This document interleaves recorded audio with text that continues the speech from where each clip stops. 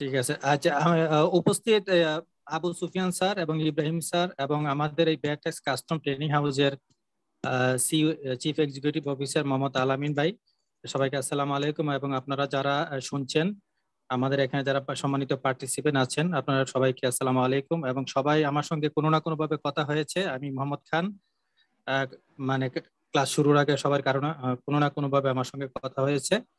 তো যাই হোক, আপনারা ভালো আছেন। আহ, আমি আমাদের ব্যাটেক্স কাস্টম ট্রেনিং হাউসের কিছু ইনফোগ্রাফিক্সটা আপনাদের সামনে এখন উপস্থিত করছি।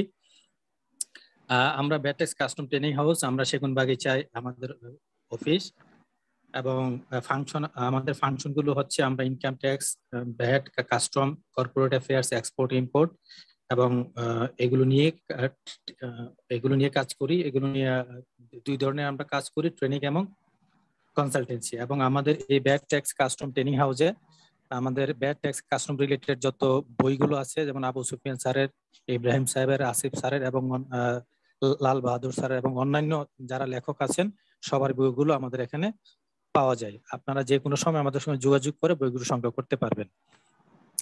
এই এই হচ্ছে আমাদের আর এই bat tax custom training house আজকে 1 বছর হয় আমাদের আমাদের যাত্রা শুরু।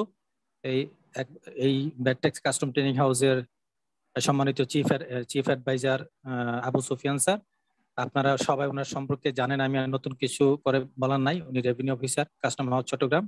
এবং ওনার ওনার খুবই ভালো দুটি বই আছে বর্তমানে, ব্যাট গাইড এবং কাস্টম অ্যান্ড ব্যাট পরীক্ষা সহায়িকা। এবং এই এই হচ্ছে ওনার যে দুটি বই আছে, তার দুটি বইয়ের দুটো ফটো। আর ইনি হচ্ছে আমাদের আলামিন ভাই, এই ব্যাটেক্স কাস্টম ট্রেনিং হাউসের চিফ এক্সিকিউটিভ অফিসার। তো আর এটা হচ্ছে আমি, মোহাম্মদ রিপন মিয়া। সবাই আমাকে মোহাম্মদ খান নামে জানেন। আমি চিফ অপারেটিং অফিসার হিসেবে এখানে আছি আপনাদের সহযোগিতার জন্য। আর এই ব্যাটেক্স কাস্টম ট্রেনিং হাউসের স্লোগান হচ্ছে ইউর সাকসেস আওয়ার মিশন, অর্থাৎ আপনার সফলতাই হচ্ছে আমাদের মিশন। এবং আপনার অ্যাচিভমেন্ট কি? আমাদের এই ব্যাটেক্স কাস্টম ট্রেনিং হাউসে এসে আপনার কি অ্যাচিভমেন্ট, সেটা হচ্ছে the best knowledge for your bright career.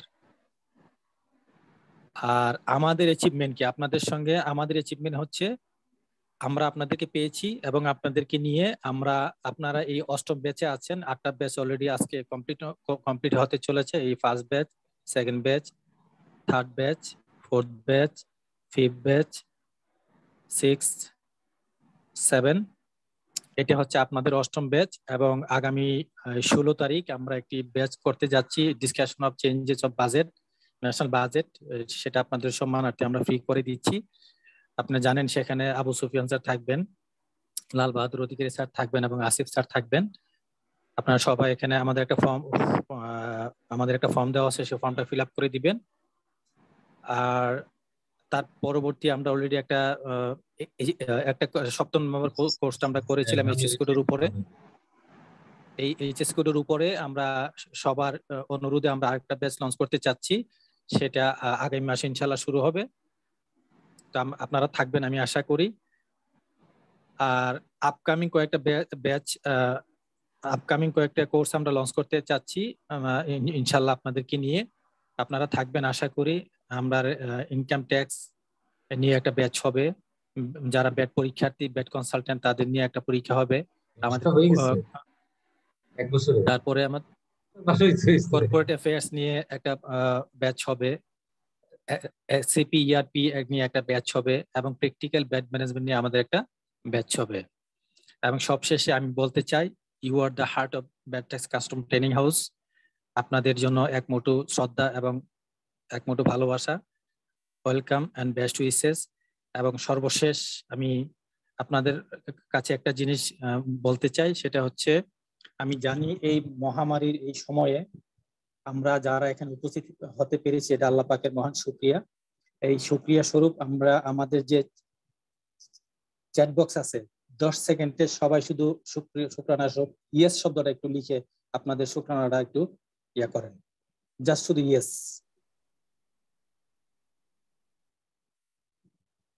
আমার বক্তব্য শেষ। আপনারা যা শুধু আপনাদের চ্যাট বক্সে যে ইয়েস লিখেন।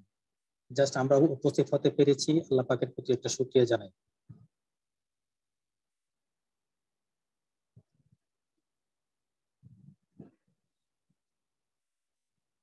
তো আপনাদেরকে অসংখ্য ধন্যবাদ, আপনারা আমাদের সঙ্গে আছেন, থাকবেন। আমি এখানেই শেষ করছি। এখন ইব্রাহিম স্যার এবং আবু সুফিয়ান স্যার আপনাদের সামনে মূল্যবান বক্তব্য উপস্থাপন করবেন, আজকের সেশন উপস্থাপন করবেন। আমি আমার আল্লাহ হাফেজ।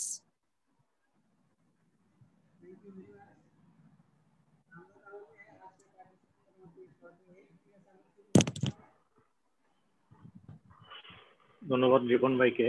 তো আমাদের হচ্ছে আজকে বন্ড ম্যানেজমেন্টের লাস্ট ক্লাস, আপনাদের অনুরোধ ছিল আরেকটা ক্লাসে। আমরা এই ক্লাসটা পরবর্তীতে নেওয়ার চিন্তা ভাবনা করতেছি। এখন যেহেতু আমাদের সামনে অনেকগুলো প্রোগ্রাম লঞ্চ করা আছে, আপনাদের বিষয়টা আমাদেরকে মাথায় আছে। আর আপনাদের একটু রিকোয়েস্ট করবো, আপনারা আমাদেরকে অবশ্যই একটু কোঅপারেশন করবেন, যেহেতু ইব্রাহিম স্যার নতুন অনলাইন প্ল্যাটফর্মে ক্লাস নিচ্ছেন। আপনাদের একটু রিকোয়েস্ট করবো, আপনারা সবাই একটু মিউট করে থাকবেন এবং স্যারের ক্লাসটা এনজয় করবেন। যদি কারো কোনো কোয়েশ্চেন থাকে অবশ্যই নোট করে থাকবেন, আর আপনাদের প্রশ্নের আনসার দেওয়ার চেষ্টা করবেন। ধন্যবাদ। আমি রিকোয়েস্ট করবো ইব্রাহিম হোসেন স্যারকে মূল্যবান ক্লাসটা শুরু করার জন্য। আসসালামু আলাইকুম ওয়া রাহমাতুল্লাহি ওয়া বারাকাতুহু। আশা করি আপনারা সবাই ভালো আছেন এবং একই সাথে দোয়া করি যে আল্লাহ যেন সবাইকে সুস্থ রাখে। আমিন। আচ্ছা, বন্ডের আজকের ক্লাস শুরু করি। গত দিন যে শুরু করেছিলাম সেখানে কিন্তু বন্ড ব্যবস্থাপনার মোটামুটি অনেক 60-70% বলা হয়ে গেছে, আর বাকি যে বিষয়গুলো ছিল সেগুলোই মোটামুটি আজকে আলোচনা হবে।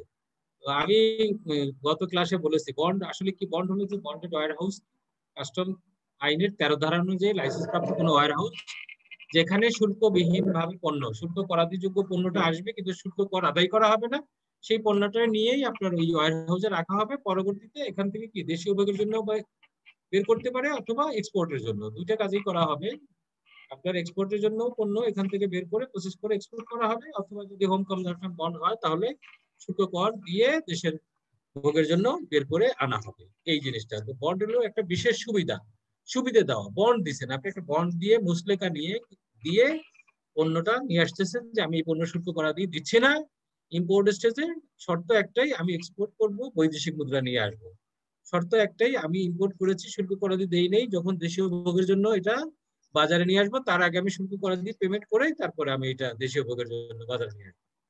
এই বিষয়টা হলো এই। তাহলে বন্ড হলো একটা মুসলেকা, একটা বিশেষ ব্যবস্থা, যে ব্যবস্থা প্রথমে আপনাকে শুল্ক করা দিতে হয় না, পরবর্তীতে আপনার আপনার এক্সপোর্ট হলে শুল্ক করা দেওয়ার প্রশ্ন আসে না, আর দেশীয় ভোগের ক্ষেত্রে আপনার শুল্ক করা দিয়ে দেশের মধ্যে অভ্যন্তরে প্রবেশ করে। এই বিষয়টাই, এইটা মূলত আপনার যখনই কোনো বন্ডে পণ্যটা ঢোকানো হয় আপনার কাস্টম আইনের 87 ধারাতে আপনার এই পণ্যটা বন্ডের দিকে যায় বন্দর থেকে, আর 88-তে কাস্টম আইনের ধারা 88-তে আপনার এই বন্ডের ভিতরে পণ্যটা রাখা হয়। আমি আগেই আপনাদেরকে বলেছি একাদশ অধ্যায় কাস্টম আইনের আপনার 84 থেকে 119-এর মধ্যে এই সব বিষয়গুলো আছে। আপনাদের কাছে যাদের কাছে কাস্টম আইনের বইটা আছে, এই যে আজকে ক্লাসের পরে একটু মিলাই নেবেন। 87-তে পণ্যটা বন্ডের দিকে গেল কোথায়, যখনই আমরা কাস্টম হাউসে আসলো, শুল্ক স্টেশন আসলো, এটা অ্যাসেসমেন্ট করে আপনার ডিউটি ট্যাক্স যেহেতু নাই, খালি ডিএফ ভ্যাট, ডকুমেন্টেশন ফি ভ্যাট, এইটুকুই নিয়ে পণ্যটা ছেড়ে দিলাম বন্ড লাইসেন্সে এন্ট্রি দিয়ে, বা কোনো ক্ষেত্রে কি করি আপনার পাস বইতে এন্ট্রি দিয়ে। গার্মেন্টস এর ক্ষেত্রে কি হয়, যখন এই অ্যাসেসমেন্ট করার পরে আমরা এন্ট্রিটা পাস বইতে দিই, পাস বইতে এন্ট্রি দিয়ে আপনার পাঠিয়ে দেই বন্ডের দিকে, বন্ডেড ওয়্যার হাউসের দিকে থ্রো করি। আর আপনার এসের ক্ষেত্রে অ্যাকসেসরিজ এর ক্ষেত্রে কি করি, বন্ড লাইসেন্সের সাথে কিছু অতিরিক্ত পাতা থাকে, কাগজের পাতা থাকে, যেগুলো বন্ড কমিশনার সরবরাহ করেন, কন্টিনিউ পাতা, একটা পেজের পরে একটা পেজ, 12, 14, 15, 16, 17 এইভাবে। তো ওই পেজগুলোতে আমরা এন্ট্রি দিয়ে দিই। কি এন্ট্রি দিই, তার ওই বিল অফ এন্ট্রি নম্বরটা এন্ট্রি দেই, তারপরে আপনার কি পণ্য নিয়ে আসলো সেটা এন্ট্রি দিই, এবং সে তার ওই বছরের প্রাপ্যতা কতটুকু আছে এবং সে ওই প্রাপ্যতা থেকে কতগুলো কি পরিমাণ নিয়ে গেল আর কি পরিমাণ জমা আছে, এই এন্ট্রিটা আমরা বন্ড লাইসেন্সের পিছনে এন্ট্রি দিয়ে দিই অ্যাকসেসরিজ এর ক্ষেত্রে। আর গার্মেন্টস এর ক্ষেত্রে কি করি, পাস বইতে এন্ট্রি দিই। দুইটা পাস বই থাকে, একটা হলো আপনার প্রতিষ্ঠানের কপি, একটা কাস্টমস এর কপি। এই পাস বইতে বিল অফ এন্ট্রি নম্বর দিয়ে আপনার এন্ট্রি দিয়ে দেই কি পণ্য আমরা তার বন্ডে ছাড়লাম। পরে একইভাবে যখন এক্সপোর্ট হবে তখন আবার পাসবইয়ের এক্সপোর্ট অংশে এন্ট্রি দিয়ে দেখাই যে ওই প্রথমে যে ইম্পোর্ট হয়েছিল যেই বিল অফ এন্ট্রির বিপরীতে যে পণ্য সেটা এই শিপিং বিলের বিপরীতে এক্সপোর্ট হয়ে গেছে, এই জিনিসটাই আমরা এন্ট্রি দিয়ে রাখি। আচ্ছা, এবার কাস্টমস বন্ড কমিশনারেটের আপনার কি কি কাজ এগুলো আপনারা আমার মনে হয় দেখে নিয়েন। বন্ড লাইসেন্স ইস্যু থেকে শুরু করে যত ধরনের লাইসেন্স আছে সব লাইসেন্স ইস্যু, তারপরে আপনার রপ্তানি এবং নবায়ন, লাইসেন্স নবায়ন, মালিকানা পরিবর্তন, কারখানা স্থানান্তরের আবেদন অনুমোদন, জেনারেল বন্ড সম্পাদন, কি কি কাজগুলো করি আমরা এগুলো সব আপনারা করে নিয়েন এইগুলো। এবং এর ভিতরে যদি কোনো একটা না বোঝেন সেইটাই শেষের দিকে আপনার এসে রেখেন, আপনার প্রশ্ন উত্তরে রেখেন, তাইলে আমার মনে হয় আমরা বেশি অগ্রসর হতে পারবো, বেশি অল্প সময়ের মধ্যে শিখতে পারবো। আচ্ছা, এইবারে আপনাদের সামনে যে স্লাইডটা আছে একটু আগে পরে হয়ে গেলেও আমাদের এখানে স্লাইডটা আপনারা একটু আগে পরে হইলেও সেটা বিষয়টা আসলে আমি বলি আপনারা বুঝে নিয়েন। হ্যাঁ, আগে পরের বিষয়টা হোক সমস্যা নাই, কিন্তু জিনিসটা কি সেটা একটু আপনারা শিখে রাখেন বা জেনে রাখেন। অগ্নিকাণ্ড বা দুর্ঘটনায় ক্ষতিগ্রস্ত হলে করণীয়। বন্ডে যে পণ্যটা আপনার 88 ধারা অনুযায়ী নিয়ে গুডাউনে রাখা হলো, মানে গুডাউন বলতে এখানে ওয়্যার হাউসে রাখা হলো, কাস্টম আইনের ধারা 88 অনুযায়ী রাখা হলো। রাখার পরে আমি এর আগের দিন বলেছি সেকশন 98 ধারা 98 অনুযায়ী কি পিরিয়ড পর্যন্ত থাকবে। তারপরে সেকশন কাস্টম আইনের সেকশন 115 বা ধারা 115 এখানে বলছে যে আপনার অগ্নিকাণ্ড দুর্ঘটনায় যদি ক্ষতিগ্রস্ত হয় বন্ডেড ওয়্যার হাউসে রক্ষিত পণ্য তাহলে কি করণীয়, সেটা আপনার আছে কাস্টম আইনের ধারা 115-তে। তো এখানে কি বলছে, জাতীয় রাজস্ব বোর্ডের আদেশ নম্বর এই যে যেটা আছে 07-3 শুল্ক রপ্তানি বন্ড 208/425 তারিখ 26/7/2009, এই আদেশটা আছে জাতীয় রাজস্ব বোর্ডের। এই আদেশের সাথে একটা পরিশিষ্ট ফর্ম আছে, ফর্মে আবেদন করতে হবে। এই আবেদনটা কখন করবেন, আপনার যখনই আগুন লাগলো, আগুন লাগার 3 কার্য দিবসের মধ্যে আবেদনটা করতে হবে। মানে দ্যাট ইজ, যদি আপনার বৃহস্পতিবারে আগুন লাগে তাহলে আপনার কার্য দিবস ওই যে রবিবার থেকে গুনবেন। হ্যাঁ, 3 কার্য দিবস এর মধ্যে আপনাকে আবেদন করতে হবে। আবেদন করতে হবে আপনার ওই পরিশিষ্ট ক, এবং সেই সাথে আপনার প্যাডও কমিশনার বরাবর আবেদন বলা থাকবে। পরিশিষ্ট ক ফর্মে যে তথ্যগুলো আছে সেগুলো দিয়ে দিবেন। ওই তথ্যগুলো কিছুই না, ওখানে তথ্যগুলো কি আপনার প্রতিষ্ঠানের নাম, ঠিকানা, তারপরে এই যত সব পার্টিকুলার, তারপরে হলো আগুন লাগার কারণ, আপনার যে ওয়্যার হাউসে আগুন লেগেছে তার বর্ণনা, তারপরে কি পরিমাণ আপনার পণ্য ক্ষতিগ্রস্ত হয়েছে সেই তার একটা ধারণা, এত অমুক বিল অফ এন্ট্রির এত গজ কাপড়, অমুক বিল অফ এন্ট্রির এই পরিমাণ পণ্য, অমুক বিল অফ এন্ট্রির অধীনে এত পরিমাণ পণ্য। এইভাবে তথ্যগুলো দিয়ে, সমস্ত সব তথ্য দিয়ে আবেদনটা করতে হবে। এবং আবেদনের এই তথ্যগুলো যে ক ফর্মে দিবেন তার আগেই উপরেই আপনার প্রতিষ্ঠানের প্যাডে আবেদন করতে হবে কমিশনার বরাবর। কমিশনার কোন কমিশনার, যদি আপনি বন্ডের অধিক্ষেত্রে হন বন্ড কমিশনার, আর বন্ড কমিশনার অধিক্ষেত্রের বাইরে যদি হন তাহলে স্ব কমিশনার, যেখানে আপনি লাইসেন্স নিয়েছেন, যে ভ্যাট কমিশনার যে কাস্টম হাউস থেকে, সেইখানে আবেদন করবে যে এই ঘটনা গতকালকে এতটার সময় আমার প্রতিষ্ঠানে আগুন লেগে ওয়্যার হাউসের রক্ষিত এই পণ্য নষ্ট হয়ে গেছে, পুড়ে গেছে, ক্ষতিগ্রস্ত হয়ে গেছে, এই কথাগুলো উল্লেখ করবেন।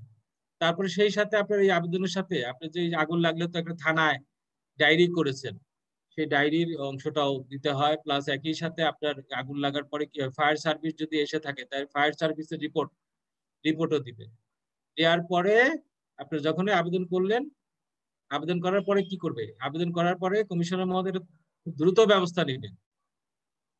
তবে দ্রুত ব্যবস্থা নেওয়ার এই সময়ের মধ্যে আপনার ক্ষতিগ্রস্তের পরিমাপ না হওয়া পর্যন্ত, আপনার যে বন্ডের যে পণ্যটা নষ্ট হয়েছে, ধ্বংস হয়েছে, এই পণ্যটা যতক্ষণ পর্যন্ত একটা কমিটি যে পরিমাপ না করবে এই পণ্যের পরিমাণ কত, এর বিপরীতে শুল্ক করাদি কত আছে, সেটা নিশ্চয়ই না করা পর্যন্ত, আপনার হিসাব না করা পর্যন্ত আপনার এই ওয়্যার হাউসের কোনো পণ্য অপসারণ করতে পারবেন না, এবং এখানে কোনো পণ্য প্রবেশও করাতে পারবেন না। মানে আগুন লাগছে, সোজা কথা, যেটা যে অবস্থায় ছিল ওয়্যার হাউসের পণ্য, যেটা যেভাবে পুড়ে আছে, ধ্বংস হয়ে আছে, সেটা সেইভাবে রাখতে হবে। এখানে কোনো আপনি হাত দিতে পারবেন না, এবং কোনো পণ্য ওর ভিতরে নিয়ে আবার রাখতেও পারবেন না। এইটাই হলো মেইন কথা।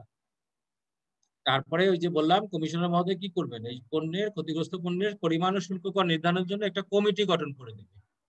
কমিটি, এই কমিটিতে কারা থাকবে, আপনার বিভাগীয় কর্মকর্তা। বিভাগীয় কর্মকর্তা হলো বন্ড কমিশনারের যে সকল এলাকায়, ওরা আবার কিছু সার্কেল আছে, কিছু কয়েকটা সার্কেলের বিভাগ আছে, ওই বিভাগের যিনি দায়িত্বে থাকেন সহকারী কমিশনার, ডেপুটি কমিশনার উনি থাকবেন। তারপরে ওই সার্কেলের আপনার কি থাকবে, রাজস্ব কর্মকর্তা থাকবেন, আর সহকারী রাজস্ব কর্মকর্তা মানে একজন বন্ড কর্মকর্তা। যে সকল জায়গায় যতগুলো বন্ড প্রতিষ্ঠান আছে তার বিপরীতে একজন রাজস্ব কর্মকর্তা আপনার পোস্টিং দেওয়া থাকে বন্ড কমিশনার থেকে, উনি থাকবেন। আর সংশ্লিষ্ট অ্যাসোসিয়েশনের একজন প্রতিনিধি, মানে যদি বিজিএমইএ হয় তাহলে বিজিএমইএর একজন প্রতিনিধি থাকবেন।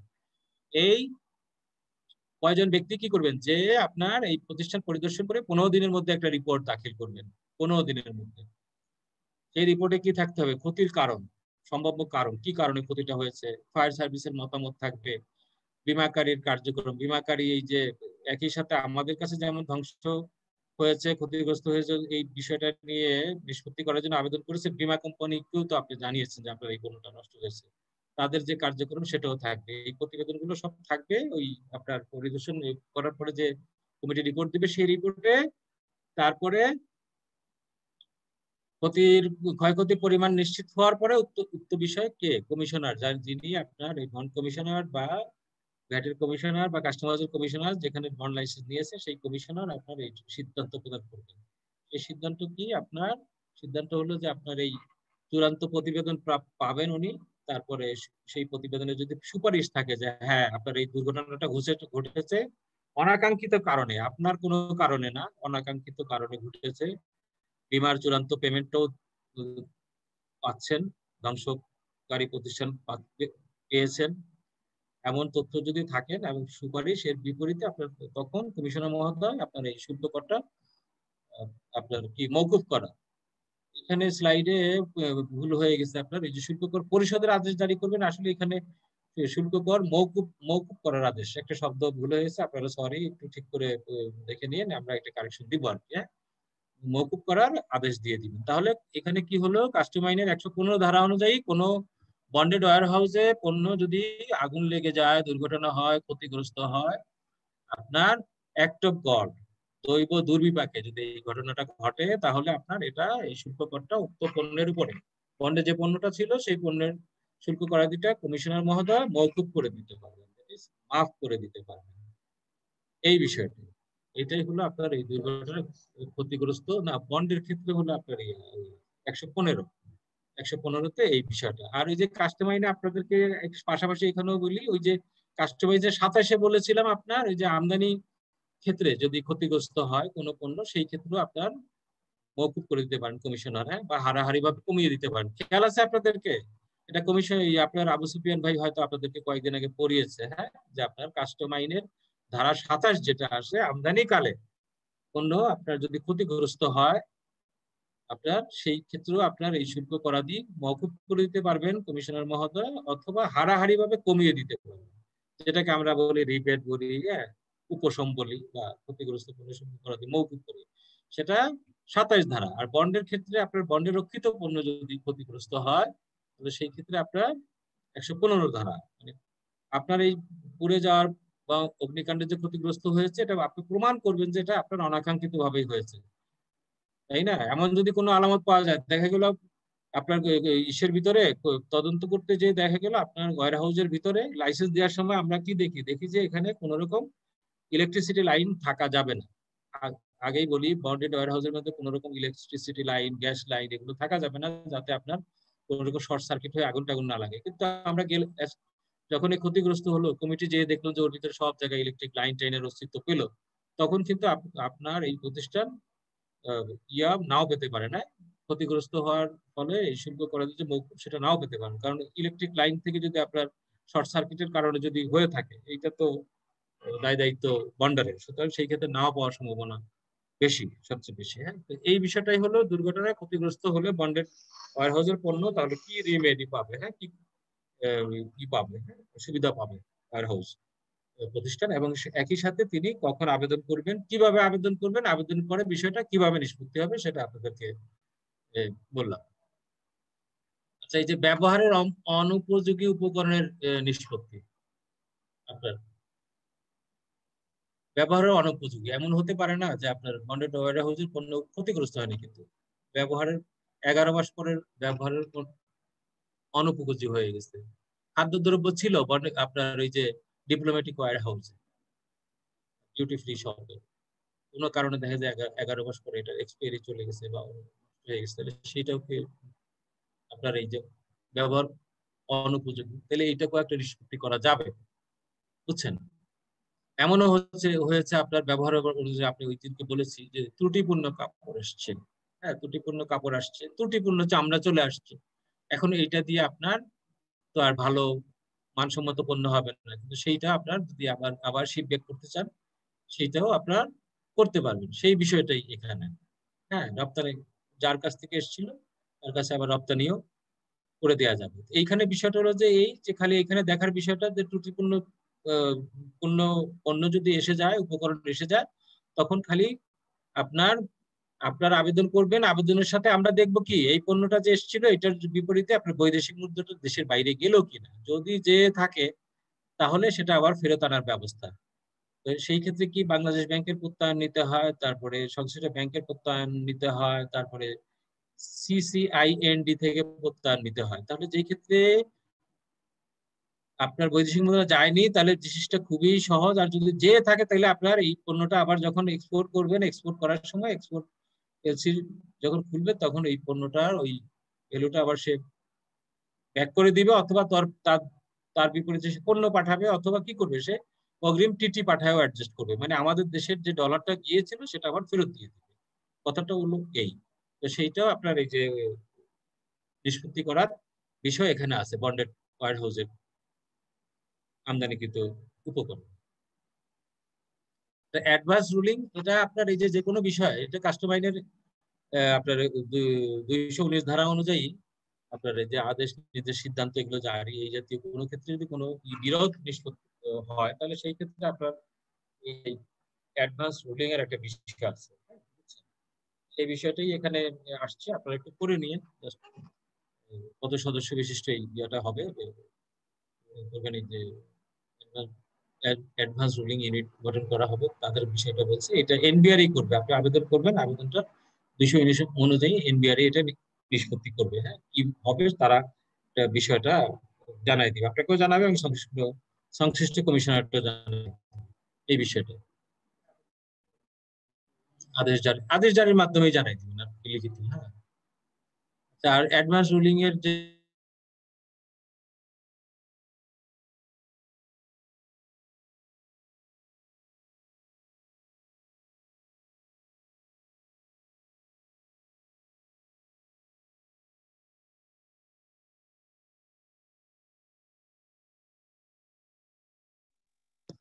স্যার শুনতে পাচ্ছি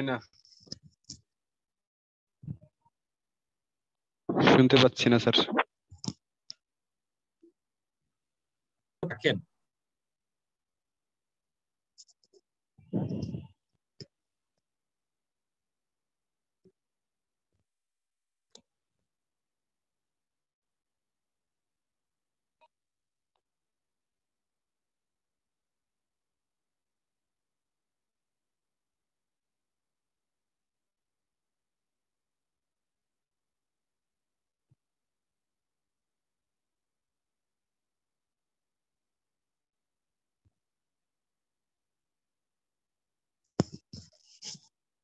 স্যার শুনতে পাচ্ছি না।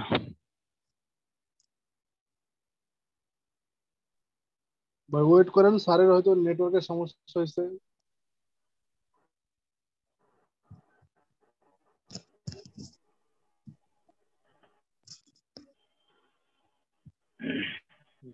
আলামিন ভাই রেসপন্স আর এখানে একটু নেটওয়ার্কের সমস্যা হচ্ছে, অপেক্ষা করুন। বুঝতেছি না, আমার এখানে আজকে প্রচুর নেটের সমস্যা হচ্ছে, বারবার বেরিয়ে যাচ্ছে। এখন কি শোনা যাচ্ছে ক্লিয়ার? জি স্যার, শুনতে পাচ্ছি আচ্ছা স্যার। ঠিক আছে, তাহলে শুরু করি। শোনা যাচ্ছে? জি স্যার। আচ্ছা, এই যে স্ক্রিনে দেখতে পাচ্ছেন অথরাইজড ইকোনমিক অপারেটর, এই যে যেটা বলছিলাম যে কোনো প্রতিষ্ঠানে বিগত দিনের কর্মকাণ্ড যদি স্বচ্ছতা থাকে, কোন রকম অনিয়মের ই না থাকে, নমুনা না থাকে, সেই ক্ষেত্রে এই প্রতিষ্ঠানগুলো কোথায় আবেদন করবেন? এনবিআর আবেদন করবে। যে কি আবেদন করবে? যে তাকে অথরাইজড ইকোনমিক অপারেটর হিসেবে ঘোষণা দেওয়ার জন্য। এই ঘোষণাটা যদি দেওয়া হয় তাহলে এই আমদানিকারকের ক্ষেত্রে কি হয়? বিল অফ এন্ট্রি সাবমিটের পর তার আমদানিকৃত পণ্যের উপকরণের কোনো পরীক্ষা নিরীক্ষা হয় না, এটা সোজা তার প্রিমিসে চলে যাবে। তার প্রিমিসে সে নিয়ে যেতে পারবে, ইচ্ছা করলে অন চেসিস কন্টেইনারে করেও নিয়ে যেতে পারবে, রিক্স বন্ড দিয়ে নিয়ে যেয়ে তার ওখানে তিনি সরাসরি তার প্রতিষ্ঠানে নিয়ে যাবেন। কাস্টম যদি কোনো কারণে এটা যদি দেখতে চায়, পরীক্ষা করতে হয়, তাহলে তার প্রিমিসে যেয়ে ওখানে দেখবেন বা ওখান থেকে নমুনা এনে পরবর্তীতে পরীক্ষা করে দেখতে পারেন এই বিষয়টা। অথরাইজড ইকোনমিক অপারেটর বর্তমানে বাংলাদেশের 3টা প্রতিষ্ঠানকে দেওয়া হচ্ছে। একটা হলো আপনার বেক্সিমকো ফার্মা, আর একটা হলো স্কয়ার, আর অ্যানাদার হলো আপনার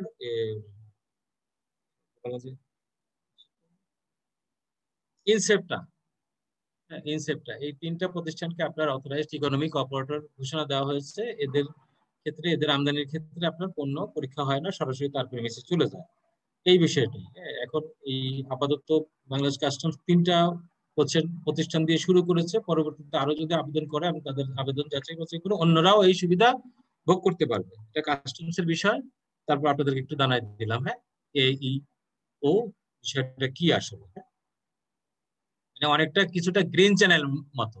বিমানবন্দরে আপনি বিদেশ থেকে আসতেছেন, আপনার কাছে যদি কোনো শুল্কযোগ্য পণ্য না থাকে কি করেন? আপনি গ্রিন চ্যানেল দিয়ে সোজা চলে যান। আর যদি কোনো শুল্কযোগ্য পণ্য থাকে তাহলে রেড চ্যানেল দিয়ে এসে আপনার কাস্টমার লাউঞ্জে আসেন, এসে তারপরে বলেন যে আমার কাছে এই পণ্যটা আছে, আপনি শুল্ক নিয়ে নেন। এই আর গ্রিন চ্যানেল দিয়ে আপনার শুল্ক না থাকলে গ্রিন চ্যানেল দিয়ে চলে গেলেন। এইটার ক্ষেত্রে সেই অনেকটা এই ধরনের, বুঝছেন? এনবিআর যদি কাউকে এরকম ঘোষণা দেওয়া থাকে তাহলে তার ক্ষেত্রে তার পণ্যটা একদম স্মুথলি বন্দর থেকে আপনার বিল অফ এন্ট্রি সাবমিটের পর বন্দর থেকে সোজা তার প্রিমিসে চলে যাবে। এই বিষয়ে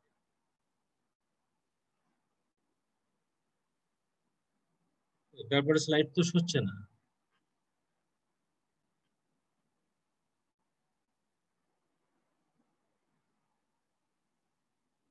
আচ্ছা, ইনবন্ড ও এক্সবন্ড প্রক্রিয়ায় পণ্য খালাস পদ্ধতি, এটা কালকেই বলেছি, আজকে আবার একটু বলি। হ্যাঁ, আপনার এই যে ইনবন্ড, দ্যাট ইজ ইনটু বন্ড, মানে বন্ডেড ওয়্যারহাউসের মধ্যে প্রবেশ করানো, সেটাই হলো ইনটু বন্ড।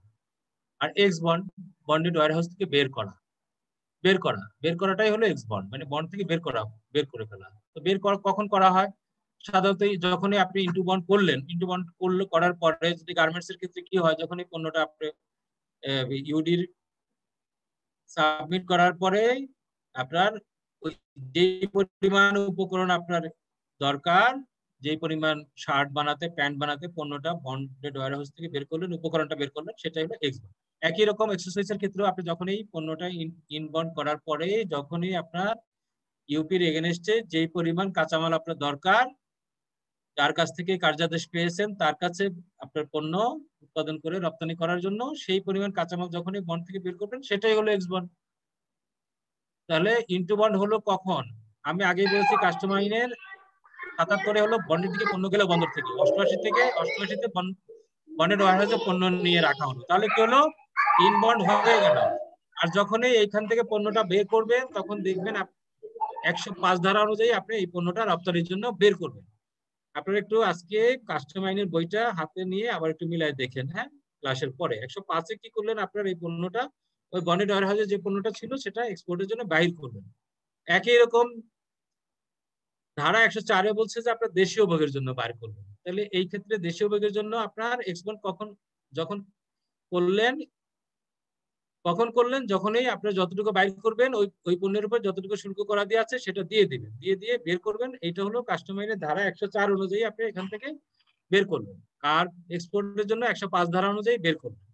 আর ওইখানে কাস্টম আইনের আরেকটা ধারা আছে 104, 5, 6 আছে হলো আপনার যখন আপনার বিদেশগামী কোনো কোনো পণ্য দেওয়ার জন্য বন্ডেড ওয়্যারহাউসের পণ্য, রক্ষিত পণ্য বের করবেন, সেটা হলো 106। এই বিষয়টা হলো আমাদের চট্টগ্রাম বন্দরে, মোংলা বন্দরে আপনার কিছু আছে, আপনার বন্ডেড ওয়্যারহাউস প্রতিষ্ঠান আছে। তারা কি করে? ওইখানে আপনার জাহাজের কিছু পণ্য তাদের কাছে থাকে, যেমন এটা বিভিন্ন রকম পণ্য হতে পারে, সেই বাংকার থাকতে পারে, লুব অয়েল থাকতে পারে, হ্যাঁ, বিভিন্ন রকম ইঞ্জিন অয়েল থাকতে পারে, হ্যাঁ, তারপরে নাবিকদের জন্য আপনার লিকার থাকতে পারে, ওয়াইন থাকতে পারে, বিয়ার থাকতে পারে, সফট ড্রিঙ্কস থাকতে পারে, অন্যান্য খাদ্যদ্রব্য থাকতে পারে, হ্যাঁ, এইগুলো, হ্যাঁ, যখনই আপনার এই সকল দোকান থেকে বা এই সকল প্রতিষ্ঠান থেকে যখনই জাহাজে রসদ হোক আর ওই জাহাজে লোকজনের জন্য আপনার খাদ্যদ্রব্য হোক, যখনই আপনার বের করা হবে, সেটা হবে আপনার 106 ধারা অনুযায়ী কাস্টম আইনের। সেটাও এক ধরনের এক্সপোর্ট, মানে যখন এই বন্ডেড ওয়ারহাউস থেকে জাহাজে চলে গেল, বন্দরে যে প্রতিষ্ঠানটা আছে এই মুহূর্তে চিটাগাং বন্দরে, যেমন পোর্টল্যান্ড ছিল আগে, আর তারপরে আপনার বেলাজিও আছে, আরো একটা প্রতিষ্ঠান আছে। এখন সে হয়তো দেখা গেল যে 200 ড্রাম লুব অয়েল তার বন্ডেড ওয়ারহাউসে আছে, ওখান থেকে আপনার কোনো জাহাজে সে 50 ড্রাম দিল, তাহলে এটা কি হলো, ওই জাহাজে এক্সপোর্ট হয়ে গেল, আপনার এই লুব অয়েলটা জাহাজে এক্সপোর্ট হয়ে গেল বন্ডেড ওয়ারহাউস থেকে, তাহলে কি হলো, এটা এক্সবন্ড হয়ে গেল। এই বিষয়গুলো, তাহলে ইনবন্ড আর এক্সবন্ড বিষয়টা হলো আসলে এই, আর কিছু না। খালি এইখানে একটু খেয়াল রাখবেন, যদি আপনারা দেশীয় ভোগের জন্য যখন এক্সপোর্ট করবেন, সেই ক্ষেত্রে আপনার শুল্ক করাদিটা আপনার পণ্যটা বাইর করার আগে যেই পরিমাণ বাইর করবেন ওইটা শুল্ক করাদিটা দিয়ে দিবেন। এই এখন একটা বিষয় এখানে আপনি আর একটু ডিটেলস বলি, এই শুল্ক করাদিটা কোন হিসাবে দিবেন, যেই দিনকে আপনার বন্ড করেছিলেন ওই তারিখের প্রযোজ্য শুল্ক করটাই আপনি দিবেন। কাস্টম আইনের আপনার 30 ধারা আছে না, যে আপনার জন্য শুল্ক কর প্রযোজ্য কোন দিনের হার হবে বা কোন দিনের প্রযোজ্য ডিউটি লাইন হবে, যে দিনকে আপনি বিল অফ এন্ট্রি সাবমিট করেছেন। ধারা 79 অনুযায়ী যেদিনকে বিল অফ এন্ট্রি সাবমিট করেছেন, তো সেই দিনটা শুল্ক করাদিটা আপনার, সেই প্রযোজ্য শুল্ক করাদিটা নেওয়া হবে ওই দিনে যা ছিল আমাদের দেশে, যে ডিউটি লাইনটা ছিল বা যা প্রযোজ্য ছিল, এইটাকে 30 ধারা অনুযায়ী যেদিনকে আপনার যে প্রযোজ্য সেই দিন। স্যার ওটা কি ইনবন্ডের উপরে না স্যার এক্সবন্ডের উপরে? ইনবন্ড করলেন আপনি, ধরেন আজকে বিল অফ এন্ট্রি সাবমিট করলেন, আজকে আপনি ইনটু বন্ড করলেন যে 5000 মেট্রিক টন আপনার র সুগার আপনি ইনটু বন্ড করলেন। কখন করলেন? ধরি আমি মে মাসে করলেন। এখন আপনি জুলাই মাসে গেল, আপনি দেখা গেল এই 5000 টন থেকে 1000 টনের শুল্ক করা দিয়ে দিবেন। এখন যদি দেখা যায় যে জুলাই মাসে এসে আপনার কোনো কারণে শুল্ক বেড়ে গেছে, হ্যাঁ, তার মানে এই না যে জুলাই মাসে আপনি শুল্ক করা দিয়ে দিচ্ছেন বলে এখন বর্ধিত দিবেন না। আপনি ওই যে মে মাসে আপনি যেদিনকে ইনটু বন্ড করছিলেন ওই দিনকে যে হার ছিল সেই হার অনুযায়ী আপনার জুলাই মাসে এসেও শুল্ক করা দিয়ে দিবেন। এই বিষয়টা অনেকে জানে না, আপনাদেরকে একটু জানাই রাখলাম। বিষয়টা এরকম, আপনি কেউ যেন আবার দাবি না করে বসেন আপনি জুলাই মাসে দিচ্ছি, আপনার জুনে তো আপনার বাজেটে, জুনের শেষে বাজেটে এটার বেড়ে গেছে, শুল্ক কর বেড়ে গেছে, সুতরাং বর্ধিত না। আমি বিষয়টা হলো যেদিনকে আপনি বিল অফ এন্ট্রি সাবমিট করেছেন সেই দিনকে, তাহলে বিল অফ এন্ট্রি সাবমিট করছেন আপনার মে মাসের যে ডিউটি লাইন ছিল, যে ডিউটি স্ট্রাকচার ছিল, সেই ডিউটি স্ট্রাকচারেই আপনি ওই 5000 টন যে র সুগার ইনক্রিমেন্ট করেছিলেন ওই র সুগারের উপরে শুল্ক করা দিয়ে আপনার যখন আপনার জুলাই মাসে দিলেও আপনার ওই মে মাসের হার অনুযায়ী দিবেন, আর আগস্ট মাসেও দিলেও একই হার অনুযায়ী দিবেন। আপনারা জানেন যে দেশীয় ভোগের ক্ষেত্রে আপনার বন্ডিং পণ্যের মেয়াদ হলো 6 মাস। 6 মাসের বেশি আপনার থাকার সুযোগ নাই, 6 মাসের মধ্যে শুল্ক করটা পরিশোধ করতে হয়। আর একটু বিষয় জানিয়ে রাখি, আপনার চট্টগ্রাম বন্দরে আপনার কর্ণফুলী নদীর পাশে আপনার ড্রাই ডকের ওই দিকটা কিছু ট্যাঙ্ক টার্মিনাল আছে। এই ট্যাঙ্ক টার্মিনাল গুলো আপনার সিডিএসও, হ্যাঁ, ক্রুড ডিগাম সোয়াবিন অয়েল, তারপরে ক্রুড পাম অয়েল, কোনো বাচ্চা ডিস্টার্ব করতেছে, ক্রুড পাম অয়েল, তারপরে আপনার কি বিভিন্ন রকম বিটুমিন, বিভিন্ন রকম আপনার এই যে ক্রুড অয়েল, হ্যাঁ, ফার্নেস অয়েল, এগুলো এনে ট্যাঙ্কে রিজার্ভ করা হয়, পরবর্তীতে এটা আবার দেশীয় ভোগের জন্য বের করা হয়। তাহলে ওইটাও হলো একটা হোম কনজাম্পশন বন্ড, যেগুলো আপনার চিটাগাং পোর্টে আছে, মোংলা পোর্টেও থাকতে পারে। তো এই টার্মিনাল গুলো ট্যাঙ্কের মধ্যে এই পণ্যগুলো রাখা হয়, পরবর্তীতে আপনার শুল্ক কর দিয়ে এখান থেকে বের করা হয়। তো কোনো ট্যাঙ্কে যদি আপনার এই জাতীয় ভোজ্য তেল থাকে, তার ক্ষেত্রে আপনার শুল্ক বন্ডিং মেয়াদ 3 মাস। 3 মাস, এইটাকে আপনার 3 মাস করে দেওয়া হয়েছে এই কারণে, যদি দীর্ঘদিন থাকে তাহলে এগুলো খাবার অনুপযোগী হয়ে যেতে পারে, ট্যাঙ্কের মধ্যে থাকে, হ্যাঁ, বড় বড় লোহার ট্যাঙ্কের মধ্যে। তার জন্য এই ক্ষেত্রে আপনার বন্ডিং মেয়াদ কিন্তু 3 মাস। এটা একটা ব্যতিক্রম, হ্যাঁ, ব্যতিক্রমটা আপনাদেরকে একটু জানাই রাখলাম। এই বিষয়টাই। তাহলে ইনবন্ড কি, যখনই আপনি পণ্য বন্ডের মধ্যে ঢুকাবেন, নিয়ে গেলেন বন্ডের দিকে, কাস্টমার থেকে বিল অফ এন্ট্রি সাবমিট করে, সেটাই হলো ইনটু বন্ড। সেটাকে ইনটু বন্ডটাকে আমরা সংক্ষেপে ইনবন্ড বলেছি। আর যেটা বের করে ফেলবেন আপনার, সেটাই হলো এক্স বন্ড বা এক্স বন্ড। বন্ড থেকে পণ্য বাইর করে, এই বিষয়টা। আচ্ছা, পাস বই। এখন এই যে আগে একটুখানি ধারণা দিয়েছি, পাস বই আপনার গার্মেন্টস এর ক্ষেত্রে পাস বই থাকে। যখনই বিল অফ এন্ট্রি সাবমিট করার পরে দুইটা পাস বই থাকে, একটা গার্মেন্টস এর কাছে থাকে, আরেকটা আমাদের কাস্টমার হাউসে থাকে মূল বইটা। যখনই পণ্যটা আপনার অ্যাসেসমেন্ট হয়ে আপনার দেশের ভিতর ঢোকে বা গার্মেন্টসে নিয়ে যাওয়া হয়, তখন পাস বইতে এন্ট্রি দিয়ে দেওয়া হয়, বিল অফ এন্ট্রি নম্বর অত অত, বিল অফ এন্ট্রি নম্বর এত, তারিখ এত, এত গজ কাপড়, কাপড়ের বর্ণনা, পরিমাণ, এগুলো ভ্যালু এন্ট্রি দিয়ে রাখা হয় পাস বইতে। তারপরে আপনার যখনই আবার এক্সপোর্ট হয়ে যায়, তখনই আবার সেই একই পাস বইতে আবার এক্সপোর্টের তথ্যগুলো রাখা হয়, শিপিং বিল নম্বর বা বিল অফ এক্সপোর্ট নম্বর, সব তথ্য, সব তথ্যই ওখানে রাখা হয়। এটা হলো পাস বই। আর পাস বই আরেকটা পাস বই আছে আপনার ডিপ্লোম্যাটিক, ডিউটি ফ্রি সব। এখানে যে সকল পণ্যগুলো আপনার ডিপ্লোম্যাটরা কিনে, আগে আমি আগের দিনেই বলেছি, আপনার এখানে আপনার ডিপ্লোম্যাটিক ওয়্যার হাউস আছে, ডিউটি পেইড বন্ড আছে, হ্যাঁ, তারপরে ডিউটি ফ্রি সব আছে। এখান থেকে যদি আপনার বিশেষ পণ্যগুলো ক্রয় করা হয়, তাহলে আপনার এই বাংলাদেশের যে সকল দূতাবাসের কর্মকর্তারা আছেন, তারা পাস বইয়ের মাধ্যমে কেনেন। এই পাস বইটা আবার বন্ড কমিশনারে তারা আবেদন করবেন, আবেদন করে বন্ড কমিশনার থেকে তাদের পাস বই নিতে হয়। পাস বই নিতে হয়, পাস বই নিয়ে তারপরে ওই পাস, যখনই কিনবেন পণ্য, যখনই প্রতি মাসে তার একটা হিস্সা থাকে, এক মাসে সে কত ডলারের পণ্য, $120 পণ্য নিতে পারবেন, $100 পণ্য, এবং ওই পণ্য ওই প্রতি মাসে যখনই তিনি কিনতে যাবেন, ওই ডিপ্লোমেট বা তার পক্ষে কেউ যাবেন কিনে নিয়ে আসতে, তখনই আপনার ওই পাস বইটা দেখে এন্ট্রি দিয়ে নিয়ে আসতে হবে কত ডলারের পণ্য কিনলেন। এইটাই এক ধরনের পাস বই। এই পাস বইটা বন্ড কমিশনার থেকে ইস্যু করা হয়। যিনি ডিপ্লোমেট বাংলাদেশে যতদিন থাকবে, সেই থাকার মেয়াদ অনুসারে স্বরাষ্ট্র মন্ত্রণালয় থেকে একটা প্রত্যয়ন থাকে, সেই প্রত্যয়নের ভিত্তিতে ওই সময়ের জন্য পাস বই। এবং যদি সেখানে যদি আপনার রাষ্ট্রদূত হয়, রাষ্ট্রদূত নিজে এবং তার পরিবারের সদস্যরা যদি হয়, তাদের এগেনস্টেও সে পাস বই, সবার জন্য পাস বই নিতে পারবে, নিয়ে আপনার এই পণ্যগুলো কিনতে পারবে। এই আর কিছু না, পাস বই। আচ্ছা, তার বন্ডেড ওয়্যার হাউস এর আপনার এই যে ইউপি, ইউডি এবং ইউপির ব্যবহার, এটা আপনার এর আগের ক্লাসে আলোচনা করেছি যে ইউডি আর ইউপির যে ব্যবহারটা, হ্যাঁ, সেই বিষয়টা এখানে আসছে। আগেই বলেছি যে আপনার ওই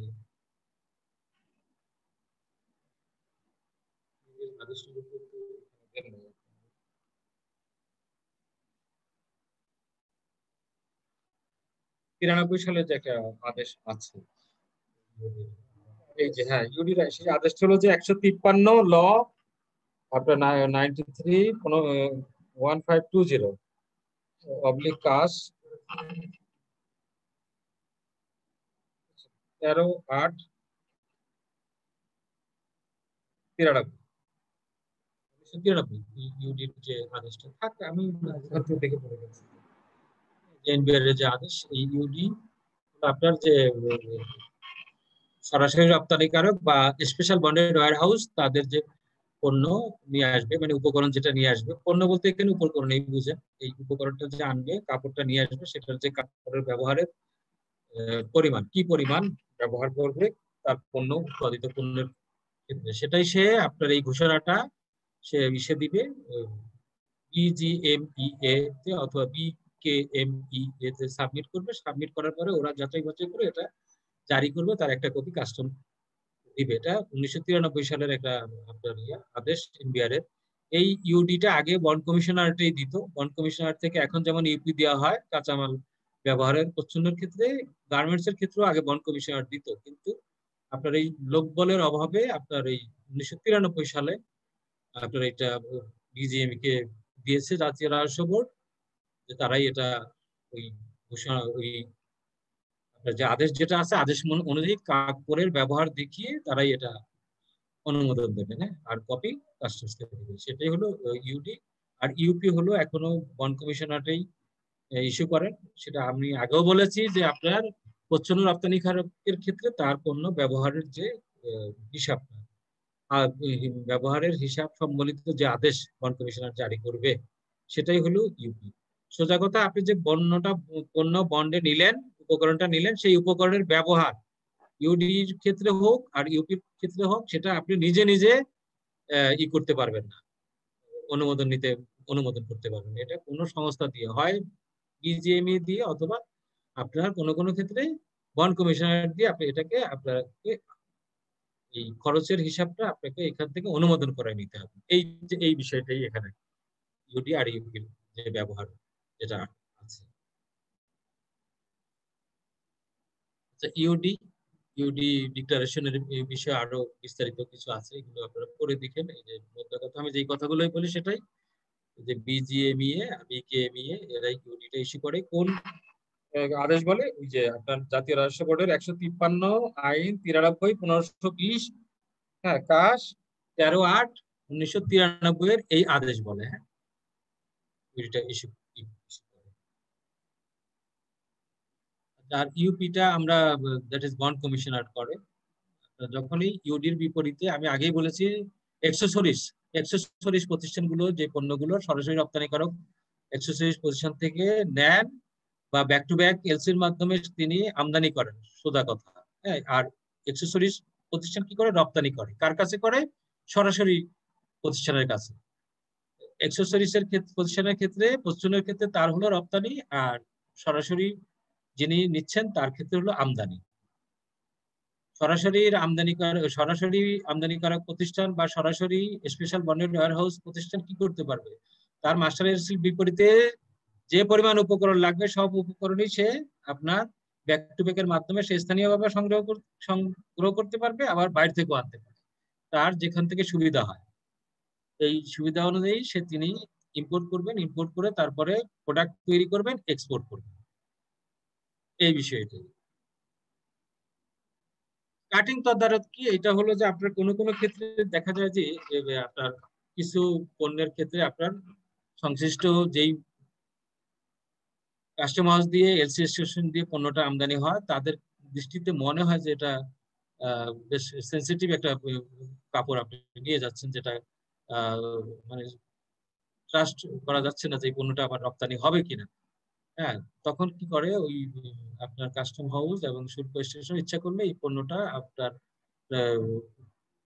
উৎপাদন করছে কিনা এই উপকরণ দিয়ে পণ্য, সেই ক্ষেত্রে আপনার কি করে, এখান থেকে ওই কাস্টম হাউস থেকে একটা পত্র দিয়ে বন্ড কমিশনারকে জানাই দেন, একটা কপি আপনার দেন, আমদানিকারক দেন, দ্যাট ইজ বন্ডার দেন। তখন কি করে, এই পত্রে বলা থাকে যে আপনার এই যে আমি এই কাপড়টা পাঠাচ্ছি, এই কাপড়টা আপনারা যখনই সে পণ্যটা উৎপাদন করবে, যখন কাটিং করবে, তখন বন্ড কমিশনার লোকজন যে দেখবেন এটা কাটিং হচ্ছে কিনা, জাস্ট তদারকি করবেন, সেই বিষয়টাই এখানে। হ্যাঁ, এমন কোন শতভাগ রপ্তানিমুখী প্রতিষ্ঠান বা স্পেশাল বন্ডেড হাউস এমন কোন বিশেষ কাপড় নিয়ে আসছে যেটা রপ্তানি হবে কিনা সংশয়, সাসপেক্ট মনে হয়, হ্যাঁ, সন্দেহ মনে হয়, তখনই আপনার এই সংশ্লিষ্ট কাস্টমস কমিশনার বা আপনার এলসি স্টেশনের ওইখানকার, হয়তো ধরেন যে কাস্টম স্টেশন বেনাপোল দিয়ে ইম্পোর্ট হলো ইন্ডিয়া থেকে, তো বেনাপোলের কমিশনার মহোদয় বা তার পক্ষে আপনার যারা আছেন সেকশনের, তারা একটা চিঠি দিয়ে দিলে বন্ড কমিশনারকে যে এই পণ্যটা উৎপাদনের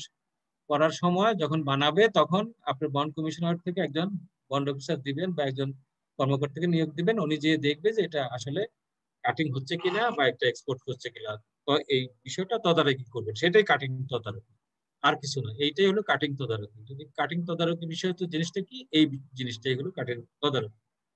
কোনো কাঁচামালের উপরে সাসপেক্ট মনে হলো, সংশয় উদ্রেক মনে হলো, সেটাই।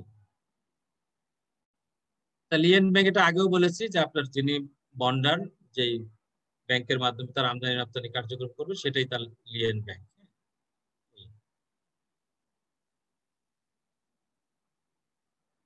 লিয়েন ব্যাংক আপনার সংযোজন, এইটা আপনার যখনই লাইসেন্স নিয়েছেন, হয়তো একটা লিয়েন ব্যাংক ছিল, এখন আপনি আরেকটা লিয়েন ব্যাংক সংযুক্ত করতে চান আপনার এই লাইসেন্সের সাথে, তাহলে এখন আপনাকে বন্ড কমিশনারে আবেদন করতে হবে।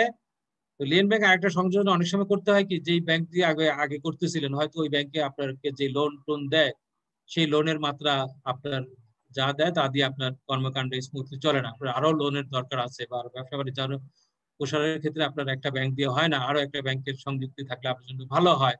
সেই ক্ষেত্রে আপনি যদি আরেকটা ব্যাংক সংযোজন করতে চান, তখন বন্ড কমিশনার আসতে হবে। আসার পরে আপনার প্যাডে আবেদন করবেন, প্যাডের সাথে আপনি এই আবেদনের সাথে এই জিনিসগুলো দিবেন। আপনার বাংলা ক্রেডিট ইনফরমেশন ব্যুরো, এখান থেকে বাংলাদেশ ব্যাংকের একটা রিপোর্ট, ওখান থেকে একটা প্রত্যয়ন নেবেন বাংলাদেশ ব্যাংক থেকে, সেই প্রত্যয়নটা দিবেন। হ্যাঁ, আর আগে যে লিয়েন ব্যাংক ছিল তার কাছ থেকে একটা প্রত্যয়ন নেবেন যে আরেকটা লিয়েন ব্যাংক সংযুক্ত করতে আমার কোনো আপত্তি নাই। হ্যাঁ, এই প্রতিষ্ঠান বন্ডার প্রতিষ্ঠান আমার যে আগে লিয়েন, আমি যে ওই প্রতিষ্ঠানের সাথে লিয়েন ব্যাংক ছিলাম, এখন তিনি আরেকটা ব্যাংক সংযুক্ত করতে চান, এতে আমার কোনো আপত্তি নাই, আপনারা তার আবেদন নিতে পারেন, গ্রহণ করতে পারেন। তখন এই আবেদনগুলো দিবেন এবং ওই যে এর সাথে একটা সুপারিশ যে সমিতির আছে সেটাও দিবেন। দেওয়ার পরে নতুন যিনি যে লিয়েন ব্যাংকটা অন্তর্ভুক্ত করতে চান তারও একটা অনাপত্তি পত্র নেবেন। দেওয়ার পরে তারপরে বন্ড কমিশন যাচাই বাছাই করে নতুন লিয়েন ব্যাংক সংযোজন করবেন। এরকম 3টা পর্যন্ত বন্ড কমিশনার লিয়েন ব্যাংক সংযুক্ত করতে পারবেন। আর এর বাইরে যদি দরকার হয়, আপনার 3টা দিয়ে যদি না হয় আরো একটা লাগে, তাহলে এনবিআর এ যেতে হবে আপনাকে। হ্যাঁ, এনবিআর চাইলে করতে পারবেন, কিন্তু বন্ড কমিশনার সর্বোচ্চ 3টা লিয়েন ব্যাংক পর্যন্ত আপনার সংযুক্ত করতে পারবে আপনার বন্ড প্রতিষ্ঠানের সাথে।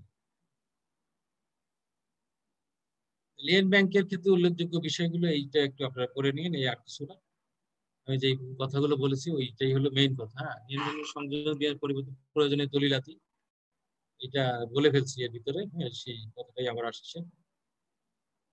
তারপর বন্ড রেজিস্টার আমি বলেছি ওই প্রথম ক্লাসেও, কাস্টম আইনের ধারা 114 অনুযায়ী বন্ড রেজিস্টার আপনার প্রচ্ছন্নর ক্ষেত্রে যখনই পণ্য ইনটু বন্ড করবেন, এটা রেজিস্টারে লিখবেন, সেই রেজিস্টারটাই হলো ব্যান্ড রেজিস্টার। ব্যাটের ক্ষেত্রে যেমন আছে না 6.1 রেজিস্টারে এন্ট্রি দিতে হয় কোনো পণ্যের উপকরণ নিয়ে আসলে, সেই একই রকম এখানে বন্ডের ক্ষেত্রে হলো আপনার বন্ড রেজিস্টারে এন্ট্রি দিবেন। এই বন্ড রেজিস্টারটা আপনার 114 ধারা অনুযায়ী রেজিস্টারের কথা বলা আছে। বন্ডের প্রতিষ্ঠান যদি করতে হয়, থাকতে হয়, বা লাইসেন্স প্রাপ্ত বন্ড প্রতিষ্ঠানের ক্ষেত্রে বন্ড রেজিস্টার থাকবে। সেই রেজিস্টারেই আপনি কি কি পণ্য আনলেন যখনই ইন্টু বন্ড করবেন এন্ট্রি দিবেন, আবার যখনই এক্সপোর্ট করবেন তখন আবার ওখানে এন্ট্রি দিবেন। সেই বিষয়টাই এখানে আপনার বন্ড রেজিস্টারের কথা বলা আছে। এখানে রেজিস্টার 2টা থাকবে, একটা হলো আপনার বন্ডারের কপি, আরেকটা হলো যে আপনার বন্ড কমিশনারের কপি। সেটা পাস বইয়ের মতো। তাহলে আপনার বুঝতেই পারছেন প্রচ্ছন্নের ক্ষেত্রে 100% ক্ষেত্রেই বন্ড রেজিস্টার রাখতে হবে। যখনই পণ্য বন্ডে ঢুকাবেন তখন এটাখানে ইনটু বন্ড করতে হবে, যখনই এক্সপোর্ট করবেন তখনই আপনার এখানে ওই বন্ড রেজিস্টারের মধ্যে একদিকে বাম দিকে ইনটু আর ডান দিকে এক্স করার তথ্য থাকবে। এই আর এই যে প্রতিটা রেজিস্টারে কি থাকবে, আপনার বাম দিকে থাকবে বিল অফ এন্ট্রি নম্বর, আমদানি পণ্যের কমার্শিয়াল ডেসক্রিপশন, পরিমাণ, ভ্যালু, যেটা আগে বলেছি। হ্যাঁ, সেই জিনিসগুলো পাস বইয়ের মধ্যে সমস্ত এন্ট্রি থাকবে। আবার যখনই ইউপি নেবেন, ডান দিকে সেই কত নম্বর ইউপিতে কি পরিমাণ পণ্য খরচ করলেন সেই বিষয়টা রপ্তানি বিবরণটা উল্লেখ থাকবে। হ্যাঁ, বিষয়টা এমন, একটু উদাহরণ দিয়ে বলি যে আপনার একটা কার্টুন ফ্যাক্টরি আছে, কার্টুন ফ্যাক্টরিতে আপনার কার্টুন তৈরি করতে লাগে মিডিয়াম পেপার লাগে, লাইনার পেপার থেকে গ্লু গাম লাগে, স্টার্চ পাউডার, বা যদি কার্টুনের উপর যদি আপনার কোনো কিছু প্রিন্ট করতে চান তাহলে প্রিন্টিং ইঙ্ক লাগতে পারে। হ্যাঁ, এই মূলত 3-4টা জিনিসই লাগবে। তাহলে যখন এই 3-4টা জিনিসই আপনি আনলেন, তাহলে আপনার বন্ড রেজিস্টারে এন্ট্রি দিলেন। কি এন্ট্রি দিলেন? যে আপনি বিল অফ এন্ট্রি এত নম্বর তারিখ এত মাধ্যমে এত মেট্রিক টন আপনার লাইনার পেপার আনছেন, বিল অফ এন্ট্রি নম্বর এত এত বিপরীতে আপনার এত মেট্রিক টন মিডিয়াম পেপার নিয়ে আসছেন, বিল অফ এন্ট্রি নম্বর এত এত বিপরীতে আপনি এত মেট্রিক টন স্টার্চ পাউডার নিয়ে আসছেন গাম তৈরি করার জন্য, তারপরে এতটুকু প্রিন্টিং ইঙ্ক নিয়ে আসছেন। যখনই আপনি ইউপি পেলেন কোন জায়গায়, কোন গার্মেন্টসে 5000 কার্টুন সাপ্লাই দিবেন, ওই কার্টুনের বিপরীতে কি পরিমাণ আপনার ওখান থেকে medium paper, liner paper, glue gum বা স্টার্চ পাউডার বা আপনার কি প্রিন্টিং ইঙ্ক লাগবে, এটা যেটা ইউপি অনুমোদন করাই নিছেন, যে পরিমাণ পণ্য খরচ হবে সেইটাই আপনার ডান দিকে লিখলেন যে আমার আগে ছিল এই এই, এখান থেকে আমি এই ইউপির মাধ্যমে এই পণ্যগুলো খরচ করব, ব্যবহার করব, বা পণ্য উৎপাদনে ব্যবহার করব, সেইটাই আপনার এই তথ্যটা ডান দিকে রাখবেন। এই এটাই খরচ করলেন, উৎপাদন করলেন, তারপর যার কাছ থেকে আপনি কার্য পেয়েছেন তাকে দিয়ে দিলেন, সুতরাং এক্সপোর্ট হয়ে গেল। এই বিষয়টাই।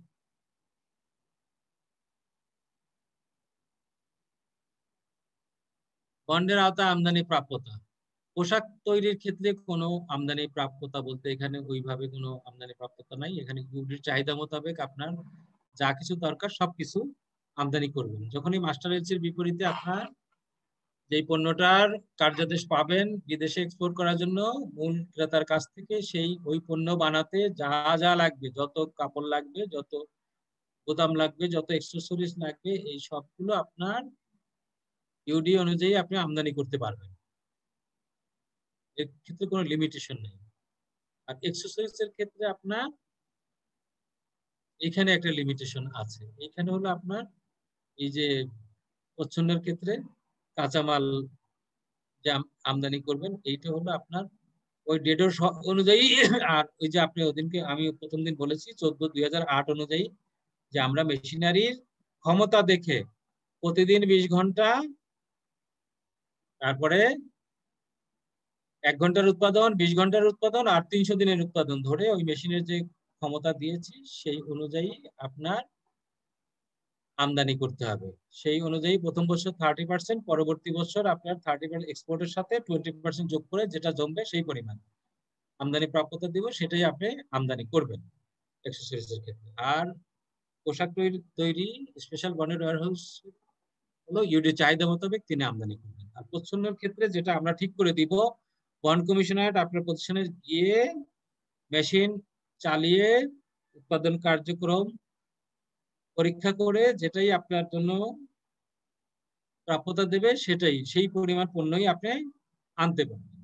এই বিষয়টি আমদানি প্রাপ্যতা ওই যে আমি আগে বলেছি 14/2008 অনুযায়ী আপনার প্রচ্ছন্নের ক্ষেত্রে তার মেশিনারির উৎপাদন ক্ষমতা অনুযায়ী এটা নির্ণীত হয়। প্রথম বছরে আপনার 30% যা, যদি 100% যা জমবে তার 30% প্রথম বছর আমদানি করতে পারবেন। 30%, অনলি 30% আমদানির প্রাপ্যতা দেওয়া হবে। তারপরে আপনি আমদানি করবেন, এক্সপোর্ট করবেন। আমি আগেই বলেছি কোনো কারণে যদি আপনার এই 30%-এর যে আমদানি প্রাপ্যতা দিয়ে গেল, কেউ যদি কোনো প্রতিষ্ঠান যদি 10 মাসে বা 9 মাসে ওই আমদানি প্রাপ্যতা শেষ করে ফেলতে পারে, মানে দ্যাট ইজ উৎপাদন করে এক্সপোর্ট করে দিতে পারে, ইচ্ছা করলে বাকি সময়ের জন্য তিনি যে বন্ড কমিশনার থেকে আমদানি প্রাপ্যতা বাকি সময়ের জন্য চাইতে পারেন। তখন আগের যে মাসগুলো তিনি আমদানি প্রাপ্যতা পেয়েছিলেন সেটাকে ভাগ করে হারাহারি ভাবে বাকি সময়ের জন্য আপনাকে আমদানি প্রাপ্যতা দিবে। তারপরে 1 বছরের পরে আপনাকে, যখন আপনার বছর শেষ হয়ে গেল, পরবর্তী বছরের জন্য প্রাপ্যতা নির্ধারণ করবে বন্ড কমিশনার। সেই অনুযায়ী পরবর্তী বছরের আপনি আমদানি করতে পারবেন। তো 14/2008 অনুযায়ী আপনার এই আদেশটা আপনারা যদি একটু বই থেকে পড়ে নেন তাহলে ক্লিয়ার হবেন। আর মূল বিষয়টা আমি আপনাদেরকে বললাম যে এইখানে যেইটাই আপনাকে দেওয়া হয়েছিল আমদানি প্রাপ্যতা, সেটাই আপনার বছর শেষে যতটুকু আপনি এক্সপোর্ট করবেন পরবর্তী বছরের জন্য 20% আপনার যোগ করে, আগের আমদানি প্রাপ্যতা যোগ করে পরবর্তী বছরের জন্য দেওয়া হবে। এই ক্ষেত্রে যদি আপনার কোনো উপকরণ বন্ডে থেকে থাকে আগের মেয়াদে, সেটা বিয়োগ করে বাকিটা আপনাকে দেওয়া হবে। এখন যে 20% এটা পরে সবাইকেই দেওয়া হয়। যদি কোনো ক্ষেত্রে কেউ যদি আপনার দাবি করেন বা প্রমাণ করতে পারেন যে তার আসলে কাজ বেশি এবং ভালো, বেশি অর্ডার পান, প্রতিষ্ঠানও ভালো, তাহলে সেই ক্ষেত্রে যে 20% দেওয়া যাবে তা না, ইচ্ছা করলে আপনার সংশ্লিষ্ট বন্ড কমিশনার এটাকে আরো বাড়িয়ে দেওয়ারও সুযোগ আছে। এটা পুরোটাই নির্ভর করছে আপনার ওই ফ্যাক্টরিটার উৎপাদন ক্ষমতা এবং তার বিগত বছরের এক্সপোর্টের উপর নির্ভর করে।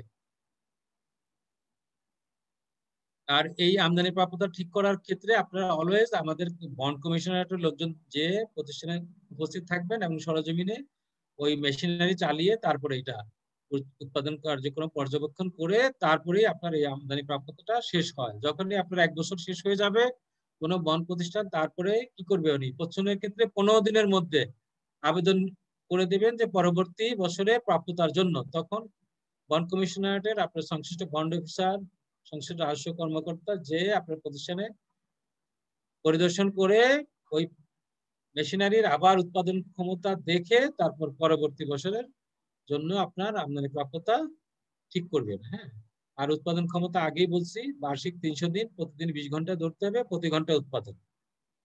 হ্যাঁ, এইখানে আবার ওই 14/2008 বলা আছে কেউ যদি দাবি করেন যদি 24 ঘন্টা চালান তাহলে ওনাকে 24 ঘন্টা প্রমাণ করতে হবে চালান, সেই ক্ষেত্রে 24 ঘন্টা দেওয়া হবে। কিন্তু পরবর্তীতে দিয়ে দেওয়া হলো, পরবর্তীতে যদি কোনো রকম তদন্ত করে দেখা যায় যে আপনি 24 ঘন্টা চালান নাই, অথচ ভুল ইনফরমেশন দিয়ে আপনি প্রাপ্যতাটা নিয়ে গেছেন, তাহলে কিন্তু আপনার লাইসেন্স সাসপেন্ড হবে এবং আপনার উপর খুব বড় ধরনের কি হবে, আপনার জরিমানা অনিয়মের কারণে। আচ্ছা, তারপরে নতুন বছর লাইসেন্সের ক্ষেত্রে 30% এটা বলেছি, আর 20% যোগ করতে হবে পরবর্তী বছর, সেটাও বলেছি। আপনি একটু দেখে নিয়ে সামনের দিকে যাই, না হলে বেশি বলা যাবে না।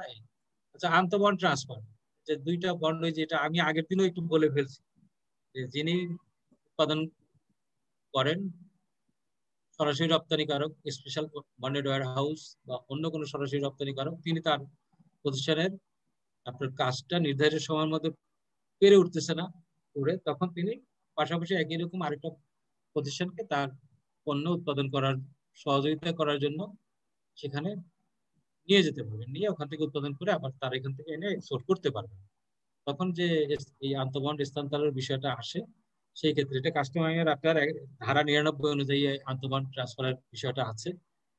আপনার এই ক্ষেত্রে অনুমতি নিবেন আমাদের, আর আপনার এই যে যার সাথে আপনার স্থানান্তর করবেন তার এবং আপনার সাথে চুক্তি এবং কোন পণ্য বানাবেন তার নমুনা নিবেন এবং তার সমস্ত রিলেটেড ডকুমেন্টস গুলো দিবেন। আর এই যে স্থানান্তর করার আগে আবেদন যখন করবেন, অনুমতি নেওয়ার আগে আগে রিস্ক বন্ড দিবেন, যাতে এই পণ্য যদি নেওয়ার প্রতিমধ্যে যদি কোনো খোয়া যায়, চুরি হয়, ধ্বংস হয়, তাহলে আপনার শুল্ক করে আপনি দিতে বাধ্য থাকবেন। আচ্ছা, স্থায়ী আন্তঃবন্ড ট্রান্সফার, অস্থায়ী, অস্থায়ী ওই যে যেটা আপনার তৈরি করার জন্য নিয়ে গেলেন, অস্থায়ী আন্তঃবন্ড স্থানান্তর নিয়ে আপনার পণ্য উৎপাদন করে নিয়ে আসলেন। আর স্থায়ী আন্তঃবন্ড ট্রান্সফার, দেখা গেল যে হ্যাঁ আপনার কোনো কারণে আপনার বন্ড পজিশনটা বন্ধ করে দিতে চাচ্ছেন, আপনার এই মুহূর্তে আপনার বন্ডে 50,000 গজ কাপড় রয়ে গেছে, যার বন্ডিং মেয়াদও রয়ে গেছে। এখন আপনি যখন ব্যবসা বন্ধ করতে চাচ্ছেন, তাহলে এই পণ্যটার উপর তো শুল্ক করা দিতেই হবে আপনাকে, এটাই নিয়ম। কিন্তু আপনি যদি এমন কোনো করতে পারেন বিষয় এখানে এসে যায় যে অন্য একটা প্রতিষ্ঠানকে আপনি এই পণ্যটা দিলেন, তারা নিল আপনার এই পণ্যটা এবং তারা করলো যে এটা তারা এক্সপোর্ট করবে, এরকম কোনো সমস্ত ডকুমেন্ট যদি দেন, বিদেশে এক্সপোর্টার, হ্যাঁ আপনার কর্মকাণ্ড বন্ধ, এখন বিদেশি এক্সপোর্টার যে পণ্যটা পাঠাইছিল আপনার কাছে 50,000 গজ কাপড় রয়ে গেছে, এখন বন্ডিং মেয়াদও আছে, এখন সেটা বললো যে না আমি আপনার রহমান গার্মেন্টস এর যেহেতু আপনার কাছ দিয়ে এই কাজটা করাবো না, এখন এটা করিমা গার্মেন্টস কে দিয়ে করাবো, তাহলে ঠিক আছে এই পণ্যটা তাহলে কর্মী গার্মেন্টস কে দিয়ে দেওয়া, ট্রান্সফার করা হোক আইন অনুযায়ী নিয়ম কানুন মেনে, আমি ওখান থেকে পণ্যটা উৎপাদন করে নেব, কোনো সমস্যা নাই। সোজা কথা, যেভাবে বন্ডের পণ্যটা আপনি যেখানে স্থানান্তর করেন সেটা স্থায়ী হোক অস্থায়ী হোক, আপনার এর বিপরীতে অলওয়েজ বন্ড কমিশনারের অনুমোদন সাপেক্ষে আপনি এগুলো করতে পারবেন। অনুমোদন সাপেক্ষে করতে পারবেন, করে মেইন কথা হলো যে আপনার এটা ফিনিশ প্রোডাক্ট তৈরি করে এক্সপোর্ট করতেই হবে আপনাকে, সেটা যেভাবেই করেন।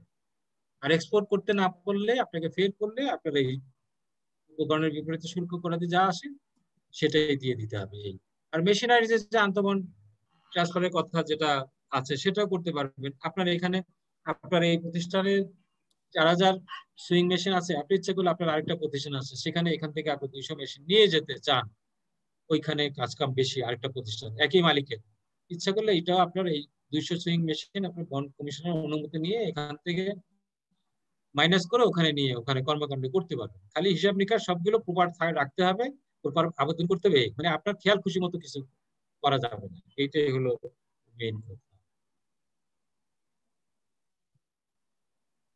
স্থানান্তরের কারণ যেগুলো আছে এগুলো একটু আপনারা দেখে নিয়ে, আমদানিকারক কাঁচামাল বন্ডিং মেয়াদের মধ্যে যদি উৎপাদন করতে রপ্তানি করতে ব্যর্থ হয়, যেটা আমি আপনাকে বললাম, হ্যাঁ যে আমার যে গার্মেন্টস আছে সেখানে আমি পেরে উঠতেছি না, আগামী 1 মাসের মধ্যে শিপমেন্ট, কিন্তু পণ্যের ভলিউম অনেক বেশি, তখন আমি হয়তো দেখা গেল আমার আরেকটা পরিচিত গার্মেন্টস কে দিলাম যে আপনি আমাকে একটু সহযোগিতা করেন আমার কোনোটা সেই জাতীয় ক্ষেত্রে। হ্যাঁ, আর ওই যে রপ্তানি বিক্রয় চুক্তি বাতিল হলে, স্থানান্তর হয়ে গেলে, যেটা বললাম বিদেশি বায়ার, হ্যাঁ বাতিল, আপনার আমাকে দিয়ে কাজ করা তো এখন আমার কাজ ভালো লাগতেছে না, এমন হতে পারে, একজনের অন্যজনের দিয়ে করাবে, সেখানেও নিয়ে যাবে, অথবা তার রপ্তানি আদেশটা বাতিলই হয়ে গেল, কারণ আরেকটা প্রতিষ্ঠান বলতেছে যে হ্যাঁ আপনার বন্ডের যে পণ্যটা আছে এই পণ্য আমার চাহিদা আছে, আমার রপ্তানিকারকের, আমার যিনি পণ্যটা কিনবেন তার চাহিদা আছে, সুতরাং আপনার এই পণ্যটা আমাকে দিতে পারেন, আমি এখানে বন্ড করে আপনার আমি এটা এক্সপোর্ট করবো, সেরকম বিষয় হতে পারে। কাঁচামাল অন্য বন্ডের প্রতিষ্ঠান নিকট বিক্রয় করলে সেই ক্ষেত্রে মানে যা কিছুই করেন সবগুলো আইনের মধ্যে থেকে ওই 24 মাসের মধ্যেই করতে হবে এবং সবসময় বন্ড কমিশনটা আসতে হবে এবং আপনার যার মাল যাকেই দেন, ট্রান্সফার করেন, স্থানান্তর করেন, স্থায়ী বন্ড বা অস্থায়ী বন্ড সবকিছুই আপনার বন্ড কমিশনটা অনুমোদন সাপেক্ষে এগুলো করতে হবে। উভয়েরই আপনার যে সকল রিলেটেড ডকুমেন্টস সেগুলো সব থাকতে হবে। হ্যাঁ, এই বিষয়গুলো এখানে। আচ্ছা, তারপরে স্থায়ী বন্ড স্থানান্তরের জন্য প্রয়োজনীয় দলিলাদি। হ্যাঁ, দলিলাদি কি কি লাগবে দেখেন এখানে সব দেওয়া আছে। এই যে নন জুডিশিয়াল স্ট্যাম্পে সংশ্লিষ্ট প্রতিষ্ঠানের মধ্যে সম্পাদিত চুক্তিনামা, উভয় প্রতিষ্ঠানের মধ্যে যে আন্তঃবন্ড স্থানান্তর করবেন তার চুক্তিনামা দিবেন। তারপরে এই যে কাঁচামাল এবং যে সকল পণ্য স্থানান্তর করবেন তার দলিলাদি সব দিবেন, ইনভয়েস, প্যাকিং লিস্ট, তারপরে পিএল, এয়ারওয়েল সব দিবেন। হ্যাঁ, লিয়েল মেকার অনাপত্তি দিবেন। হ্যাঁ, তারপরে যে কাঁচামাল মেশিন গ্রহণকারী প্রতিষ্ঠানে এলসি, সেলস কন্ট্রাক্ট এগুলো সব দিবেন, যা আছে এখানে দেখা। স্থায়ী আন্তঃবন্ড স্থানান্তরের কাঁচামালের নমুনা দিবেন। হ্যাঁ, বিজেএমই এর সুপারিশ দিবেন। আর ওই যে রিস্ক বন্ড বললাম না, যখন এক জায়গা থেকে আরেক জায়গায় পণ্য নিবেন, উপকরণ নিবেন বন্ড ট্রান্সফার করার সময়, তখন এই পণ্য যদি ক্ষতি হয়, মেশিনারি যদি ক্ষতি হয়, নিয়ে যাচ্ছিলেন, হ্যাঁ, এই দায় দায়িত্ব যে আপনি বহন করবেন, সেরকম একটা রিস্ক বন্ড নেই।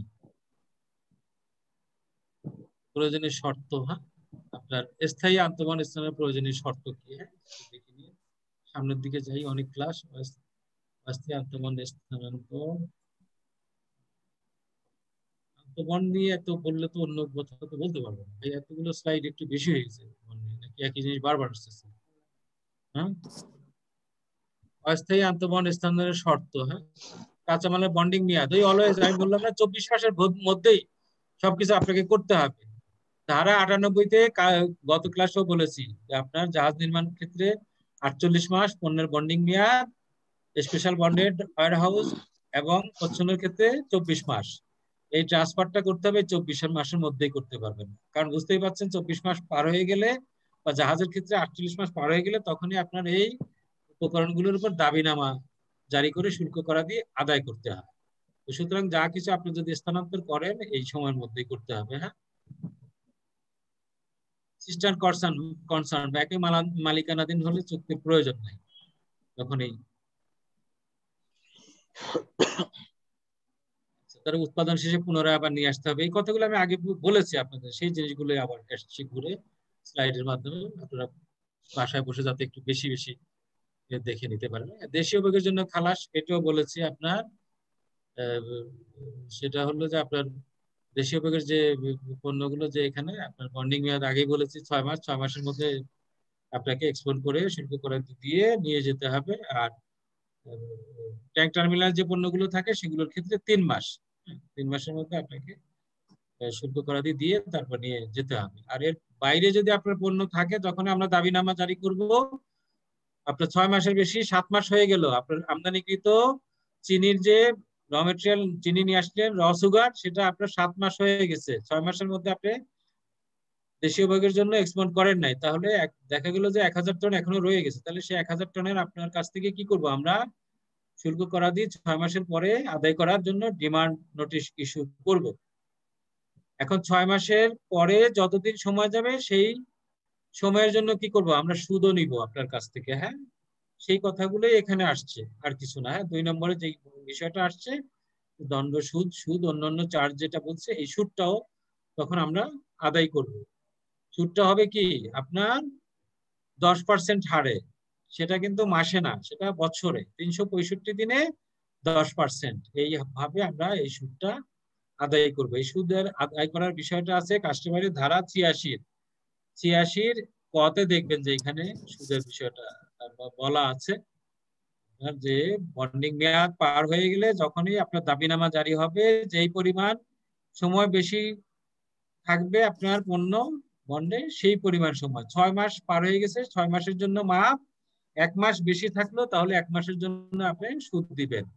সুদ সহ আপনাকে দাবিনামা জারি করা হবে। সুদ সহ দাবিনামার এগেইনস্টে আপনার শুল্ক করা দিয়ে জমা দিবেন, পণ্য আপনার ওয়্যার হাউস থেকে বের করে নিয়ে যাবেন। এই কথাটাই এখানে, হ্যাঁ, দেশীয় ব্যাগের জন্য। ইনবন্ড হতে এক্সবন্ড প্রক্রিয়া পণ্য খালাস পদ্ধতি, হ্যাঁ বলেছি।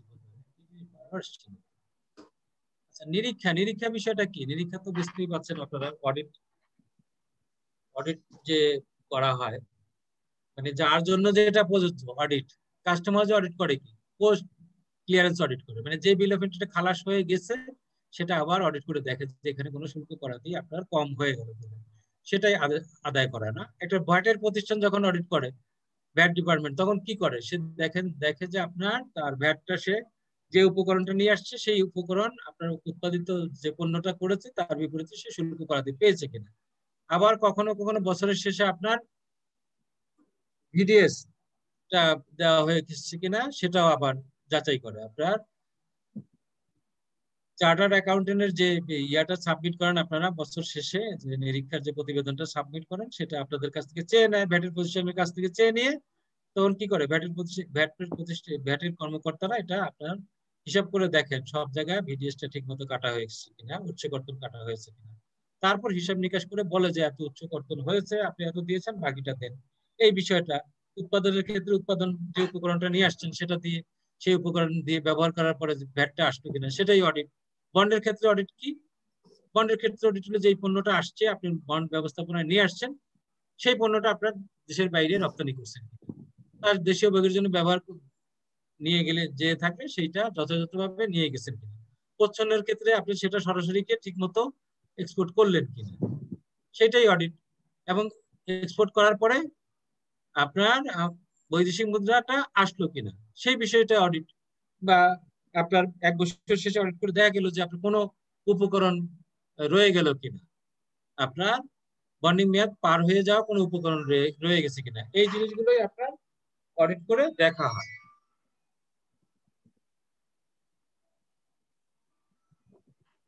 হ্যালো, আসসালামু আলাইকুম। এই ভাই, আমি একটা ক্লাস নিচ্ছি, পরে তুমি 10টার পরে। হ্যাঁ, তাহলে আপনার বুঝতেই পারছেন অডিট হলো এক এক ডিপার্টমেন্টের ক্ষেত্রে এক এক রকমের অডিট। কাস্টমস এর ক্ষেত্রে এক ধরনের অডিট, ভ্যাটের ক্ষেত্রে এক ধরনের অডিট, বন্ডের ক্ষেত্রে হলো যে এই ধরনের অডিট। সেই বন্ডের অডিটটা কি? যে আপনি যেই জিনিসটা নিয়ে আসছেন সেই জিনিসটা আপনি এক্সপোর্ট করেছেন, এবং এক্সপোর্ট করার পরে যথারীতি বৈদেশিক মুদ্রা এসছে, আপনার দায় দায়িত্ব শেষ। সেটা সরাসরি ক্ষেত্রেও, প্রচ্ছন্ন ক্ষেত্রে, সব ক্ষেত্রে, হ্যাঁ, এই অডিটটাই আমরা এখানে করি। নিরীক্ষার উদ্দেশ্য কি? নিরীক্ষার একমাত্র উদ্দেশ্য হলো যে লাইসেন্স নিয়েছেন আপনারা, যে আমদানি রপ্তানি বিদ্যমান, এটা যে বিদ্যমান যে আমদানি রপ্তানি করতেছেন, এটা বিদ্যমান আইন অনুযায়ী সবকিছু ঠিক আছে, কোন রকম অনিয়ম করেন নাই, ত্রুটি করেন নাই, ব্যত্যয় করেন নাই, এইটাই আমরা খালি জাস্ট যাচাই বাছাই করে দেখি। তো এই অডিট করার জন্য প্রচ্ছন্নের ক্ষেত্রে কি করবেন আপনার, ওই যে বলেছি, যখনই আপনার 1 বছর হয়ে যাবে 15 দিনের মধ্যে আবেদন করবেন। আর সরাসরি ক্ষেত্রে তারা 30 দিনের মধ্যে আবেদন করবে। আবেদন করার পরে তখন আমরা এটাকে যাচাই বাছাই করে অডিটটা যদি দেখি যে সবকিছু ঠিক থাকে, তাহলে আপনার অডিটটা পাস করে দিই। পরবর্তী সময়ের জন্য আপনাকে আমদানি করার, একটা পণ্য আমদানি করার সুবিধা করে দেই, সুযোগ করে দিই, সেটাই।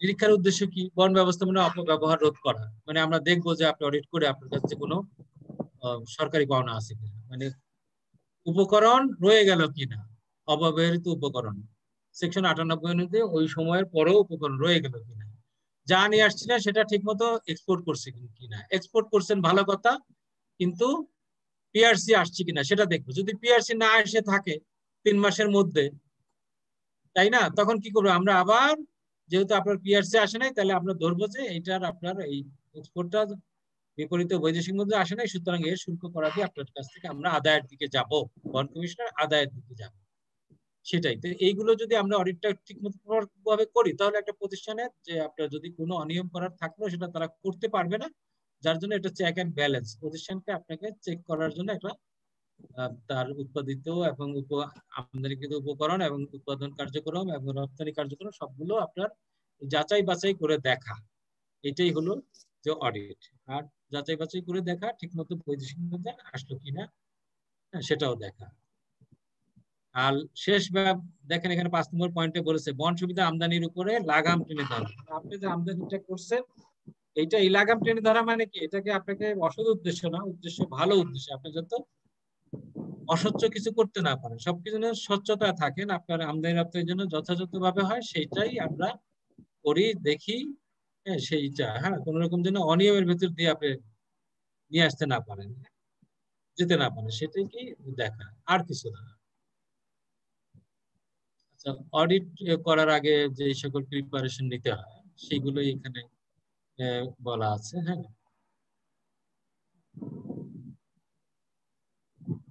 সমস্ত তথ্য, লাইসেন্সের সমস্ত তথ্য নিতে হবে, ফ্যাক্টরি ভিজিট করতে হবে। আপনি প্রতিষ্ঠান আসলেন অডিট করাতে, কিন্তু আমি যে দেখলাম না, দেখা গেল যার প্রতিষ্ঠান বন্ধই প্রতিষ্ঠান, তাই না, উৎপাদন কার্যক্রম ঠিক মতো চলেও না, একটা জোড়াতালি দেওয়া প্রতিষ্ঠান। এই জন্য যে দেখতে হয় যে প্রতিষ্ঠানটা আসলেও চালু আছে কিনা। তারপরে ওয়্যার হাউসে স্টক, আপনি তো একটা আমাদেরকে তথ্য দিয়েছেন, তারপরে ওই তথ্যের সাথে মিলায় দেখা যে আপনি যেটা বলছেন যে যেই পণ্যটা আপনার অব্যবহৃত রয়ে গেছে সেটা যথাযথভাবে আছে কিনা। তারপরে ইম্পোর্ট ডাটা, অডিট পিরিয়ডের আমরা ইনফরমেশন সেল আছে আপনার, এই যে কাস্টমস ইনফরমেশন সেল, এখান থেকে আপনার প্রোগ্রামার সাহেবদের কাছ থেকে আপনার পুরো বছরে আপনার ওই পিরিয়ডের IM7 এ কি কি পণ্য নিয়ে আসছেন, উপকরণ নিয়ে আসছেন, তার আপনার এই ডেটা গুলো নেওয়া হয়, এবং সেই ডেটা এবং আপনার রেজিস্টারের ডেটা এবং আপনার উৎপাদিত পণ্যের ডেটা যেন সবগুলো যেন ঠিক থাকে, সেই জিনিসটার জন্য ওই ইনফরমেশনটা নিতে হয়। ওই সময় IM7 এ কি কি পণ্য আপনি নিয়ে আসছেন। এই এক্সপোর্ট ডাটা মানে আপনার কাছ থেকে সমস্ত আপনি যে এক্সপোর্ট করছেন সেই ডাটাগুলো কি, এখানে মূলত আপনার শিপিং বিলের কপিতে শেষের পাতায় আপনার কাস্টমসের সার্টিফাই থাকে, কাস্টমসের একজন ইন্সপেক্টর, দ্যাট ইজ সহকারী রাজস্ব কর্মকর্তা সই করেন যে এই পণ্যটা আমি অমুক অফডক দিয়ে অমুক কন্টেইনারজাত করেছি এক্সপোর্টের জন্য। তাহলে সেই শিপিং বিলের কপিগুলো আপনার কাছ থেকে অডিটের সময় আমরা চাই যে দেখে নিতে আপনি এক্সপোর্ট করলেন কিনা। তারপরে বাংলাদেশ ব্যাংকের অনলাইনে ঢুকেও আমরা দেখি যে মাস্টার এলসির বিপরীতে ব্যাক টু ব্যাক এলসি গুলো সব ঠিক আছে কিনা, এলসির বিপরীতে পেমেন্ট গুলো আসছে কিনা সেটাও আমরা দেখি। পিআরসি গুলো দেখি, প্রসিড রিয়ালাইজেশন সার্টিফিকেট বা প্রসিড রিয়ালাইজেশন ঠিক মতো হইলো কিনা, দ্যাট ইজ বৈদেশিক মুদ্রাটা আসলো কিনা। Export shipping bill from online monitoring system, shipping bill আপনার এই যে এসআই কোডা ওয়ার্ল্ড যে আমরা ঢুকে দেখতে পারি যে শিপিং বিল আছে কিনা আপনি যেটা সাবমিট করছেন এখানে। আর এই যে বিটিএমএ সার্টিফিকেট ফর লোকাল ইম্পোর্টের ক্ষেত্রে সেইগুলো আমরা দেখি। তারপরে এগুলো কি ক্রস ভেরিফিকেশন করি, এই আর কিছু।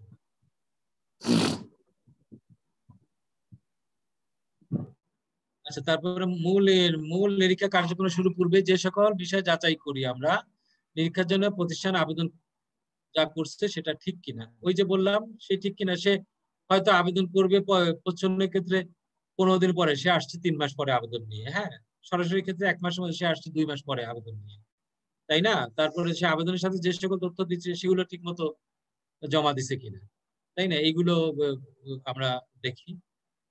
প্রয়োজনে দলিলাদি দাখিল করছে কিনা, দাখিল কিন্তু দলিলাদি সঠিক আছে কিনা, হালনাগাদ নিরীক্ষা সম্পন্ন করা আছে কিনা, বিগত সময়ের যে অডিট গুলো সেগুলো ঠিক মতো আছে কিনা, নাকি আগের গুলো সে 1 বছরেরটা 2 বছর পরে গেছে গার্মেন্টস অডিট করাইছে কিনা, এই বিষয়গুলো দেখি। বা কন্টিনিউ অডিট আছে কিনা, সেইগুলো কোনো একটা বছর গ্যাপ আছে কিনা সবগুলোই আমরা দেখি। প্রতিষ্ঠান চালু আছে কিনা এটাও দেখি, আগেই বলেছি। কোনো বকেয়া পাওনার তথ্য আছে কিনা, এই সবগুলো আপনার ইনফরমেশন আপনার আবেদনে থাকতে হয়। অন লাইসেন্সের তথ্য সেইগুলোও দেখি। ঠিকানার সাথে অনুমোদিত নীল নকশার ওয়্যার হাউস সঠিক আছে কিনা, এই সব মূল কথা। আপনার যে আবেদনের সাথে দলিলাদি এবং সরজমিনে আপনার প্রতিষ্ঠান ঠিক মতো আছে কিনা, সবকিছু যথাযথ আছে কিনা, আর অব্যবহৃত উপকরণ গুডাউনে আছে কিনা। আচ্ছা, নিরীক্ষার জন্য যে প্রয়োজনীয় যে দলিলাদি আপনি দেবেন, নিজস্ব প্যাডে আবেদন করবেন। নবায়ন ফি বাবদ 10,000 টাকা ট্রেজারি চালানে দিবেন, আর ফির উপরে ভ্যাট দিবেন।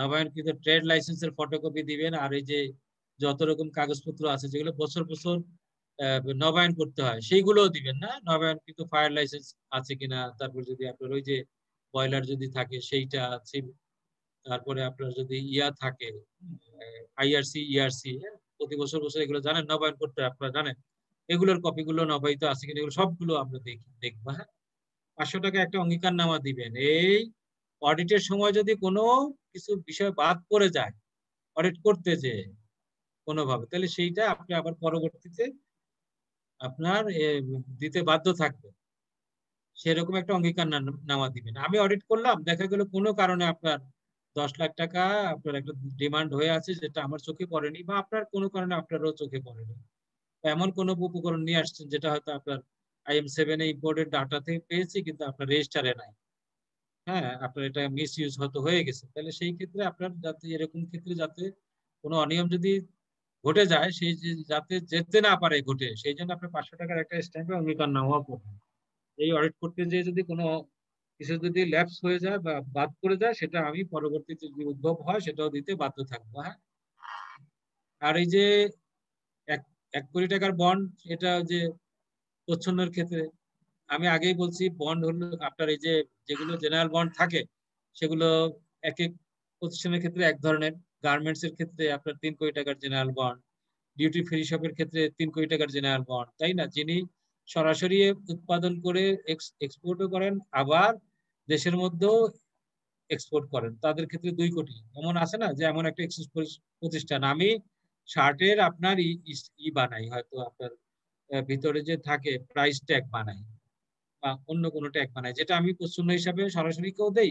আবার কোনো বিদেশে কোনো গার্মেন্টস আমাকে অর্ডার দিয়েছে, আপনি আমার জন্য এত হাজার পিস প্রাইস ট্যাগ পাঠান বা এত হাজার পিস প্রিন্টেড এই ইয়াটা প্রাইস ট্যাগ পাঠান। হ্যাঁ, এমন হতে পারে, তখন আমি সরাসরি বিদেশেও রপ্তানি করি, তাহলে আমার 2 রকম কর্মকাণ্ড।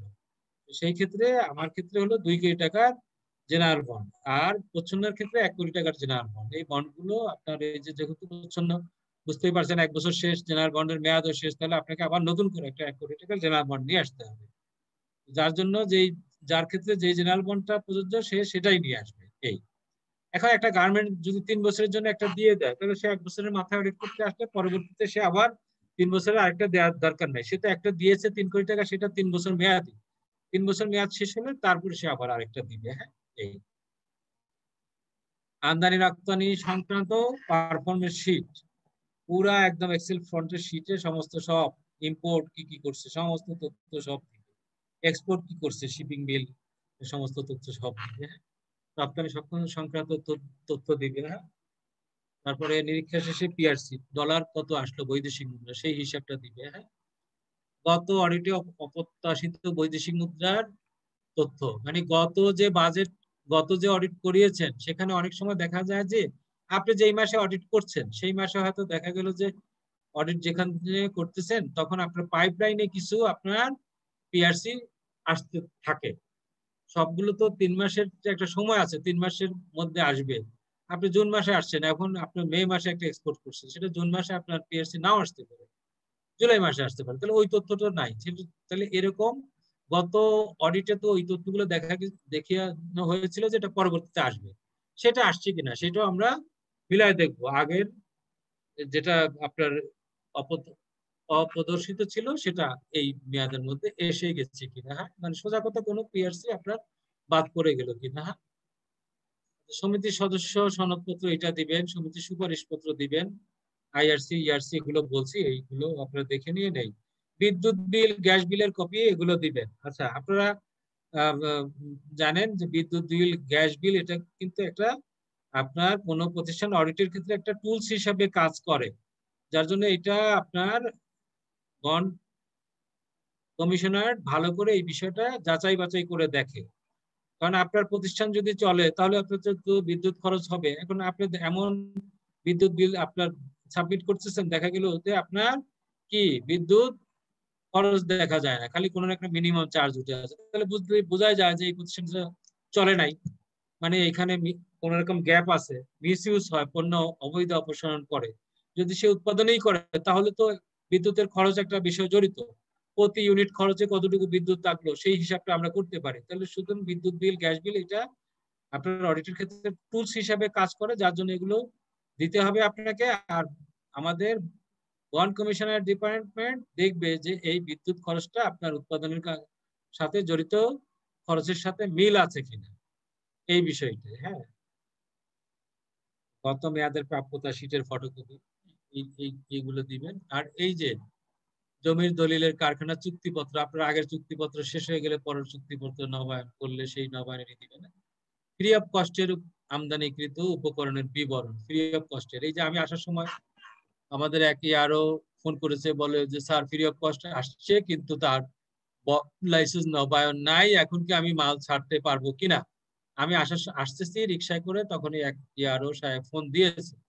তাই বললাম যে আপনি একটু দেখেন যে ফ্রি অফ কস্টের ক্ষেত্রে তো একটু এই বিষয়টা একটু বেমানান হচ্ছে আপনার সরাসরি রপ্তানিকারকের ক্ষেত্রে বা স্পেশাল বন্ডেড ওয়্যারহাউসের ক্ষেত্রে, যার জন্য একটু ঝুঁকিপূর্ণ অনেক ক্ষেত্রে, অনেক সময় অনেক অনিয়ম ফ্রি অফ কস্টে দেখা যায়। যার জন্য আপনি ভালো করে দেখেন যে অ্যাটলিস্ট যার পণ্য আপনি বলছেন যে তার লাইসেন্স নবায়ন করেন নাই, নবায়িত নাই, অ্যাটলিস্ট দেখেন যে সে আবেদন অন্তত করেছে কিনা, সংশ্লিষ্ট সমিতিতে আবেদন করছে কিনা, এবং সে আপনার লাইসেন্স নবায়নের ফি দিয়েছে কিনা, ফি এর উপরে আপনার দিয়েছে কিনা, কি বলি ভ্যাট যা দিয়েছে কিনা, আবেদন করেছে কিনা, আবেদনটা কখন করেছে এটা দেখে নেন।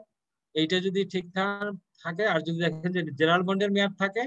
আর ফ্রি অফ কস্টের ক্ষেত্রে কি হয়, ফ্রি অফ কস্টের ক্ষেত্রে আপনার গত যে রপ্তানি করেছেন গত মেয়াদে, সেই মেয়াদের 30% সমপরিমাণ আপনি ফ্রি অফ কস্টে আনতে পারবেন। সেই ক্ষেত্রে আপনার ব্যাংকের প্রত্যয়ন পত্র, আমি ইয়ারো সাহেবকে বললাম যে ব্যাংকের প্রত্যয়ন পত্রটা ঠিক আছে কিনা দেখেন, আর এই প্রত্যয়ন পত্রের ভিত্তিতে বিজিএমই এর প্রত্যয়ন পত্র আছে কিনা, আর ব্যাংকের প্রত্যয়ন পত্রের উপরে বিজিএমই আবার সার্টিফাই করেছে কিনা একটু দেখে নেন। এইগুলো যদি সব ঠিক থাকে, আর ওই প্রতিষ্ঠানে যদি আগে কোনো অনিয়মের না থাকে, সংশ্লিষ্টতা না থাকে, তাহলে আপনি একটা সিদ্ধান্ত নিতে পারেন দেবেন কিনা ফ্রি অফ কস্টের এই আমদানি চালানটা দেশের মধ্যে ঢুকতে দেবেন কিনা, এই বিষয়টা আসার সময়। তাহলে কথা হলো। হ্যাঁ, তাহলে ফ্রি অফ কস্টের যে আমদানি যদি আপনার ওই মেয়াদে করে থাকেন, তাহলে সেই উপকরণের বিবরণটাও দিতে হবে। হ্যাঁ, শর্ট শিপমেন্ট, আপনি এক্সপোর্ট করার জন্য শিপিং বিল করেছেন আপনার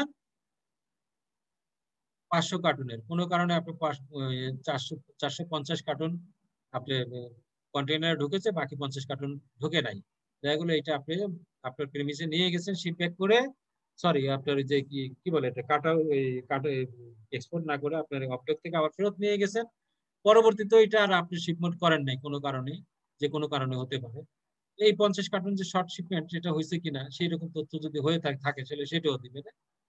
ফোর্স লোনের তথ্য দিবে, ফোর্স লোন কোনো কারণে যদি আগে কোনো মেয়াদে যদি আপনার পণ্য হয়ে যায়, স্টক লট হয়ে যায়, আপনি এক্সপোর্ট করতে পারেন নাই, তখন কি করে, এক্সপোর্ট যদি ফেল করে, এর বিপরীতে যে আপনার ঋণটা থাকে, তখন এই ঋণটা আপনাকে ফোর্স লোন হিসাবে ব্যাংক আপনার আমদানিকারককে দেখিয়ে দেয়, সেটাই হলো ফোর্স লোন। এরকম যদি কোনো তথ্য থাকে সেটাও দেখাইতে হবে। হ্যাঁ, ফোর্স লোনের তথ্য।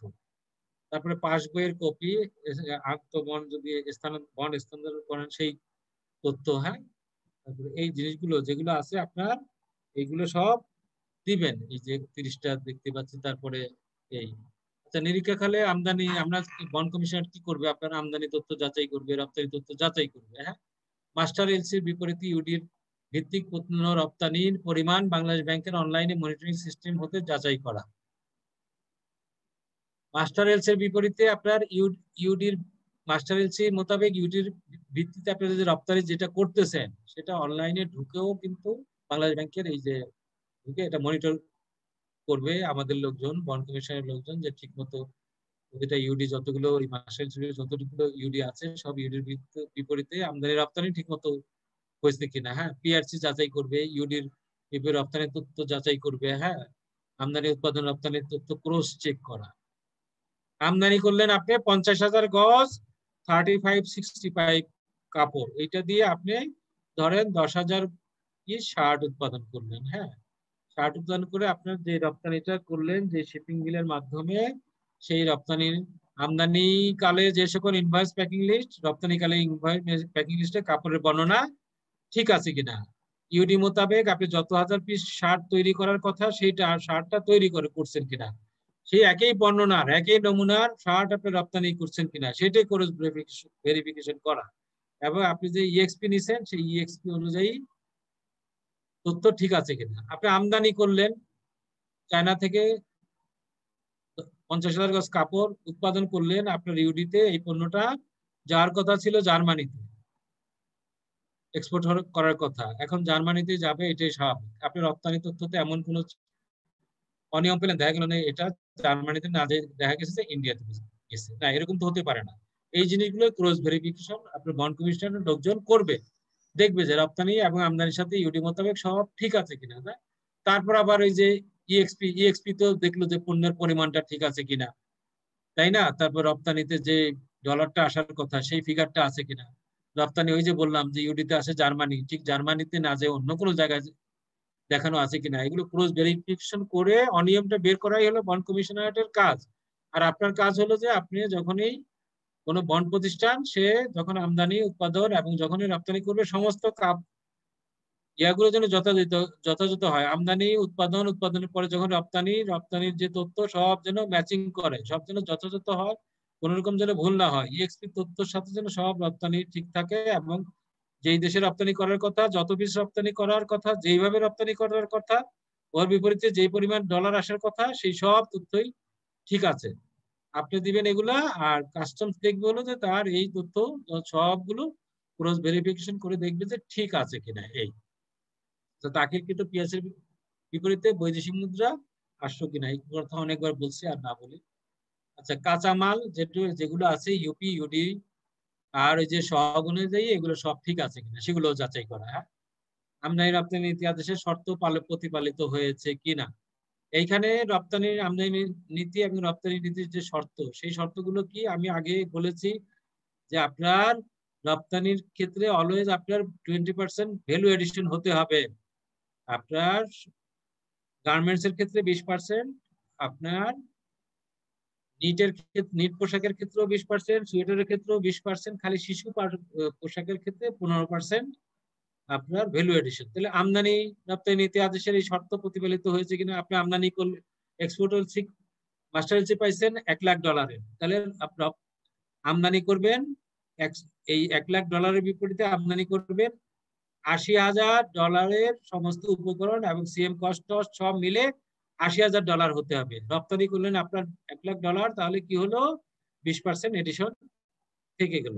এইটাও ঠিক আছে কিনা আমদানি রপ্তানি। তারপরে কি বন্ড লাইসেন্সের শর্ত, ওয়্যার হাউসের লাইসেন্স বিধিমালা অনুযায়ী সবগুলো ঠিক আছে কিনা এগুলো যাচাই বাছাই করে দেখতে হবে। হ্যাঁ, নিরীক্ষা মেয়াদে প্রতিষ্ঠানে বিদেশ থেকে কি পরিমাণ আমদানি করছে সেটা যাচাই করা। স্থানীয় বন্ডের পরিচয় ইপিজেড বা অন্যান্য প্রতিষ্ঠান থেকে খোলা বাজার করতে যদি কিছু কিনে নিয়ে থাকেন, নিয়ে যদি সেটাও উৎপাদনে ব্যবহার করেন, সেটাও ব্যবহার ঠিক মতো হয়েছে কিনা সেটাও যাচাই করা।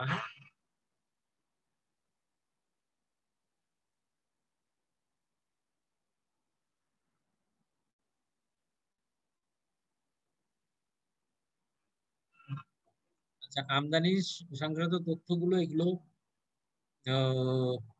কোথায় সবগুলো নিতেই হবে, নিয়ে তারপরে এগুলো দেখা, এগুলো আপনারা সবাই মোটামুটি কম বেশ জানেন। আর এই বিষয়ে কিছু না বলি, তার পরের পাতায় যাই। আমদানি তথ্য যে সকল বিষয়, যেটা যে আমদানি তথ্য প্রতিষ্ঠানের বিপরীত অনুমতি মোতাবেক সঠিক আছে কিনা, পাসবইয়ের তথ্য যাচাই করা,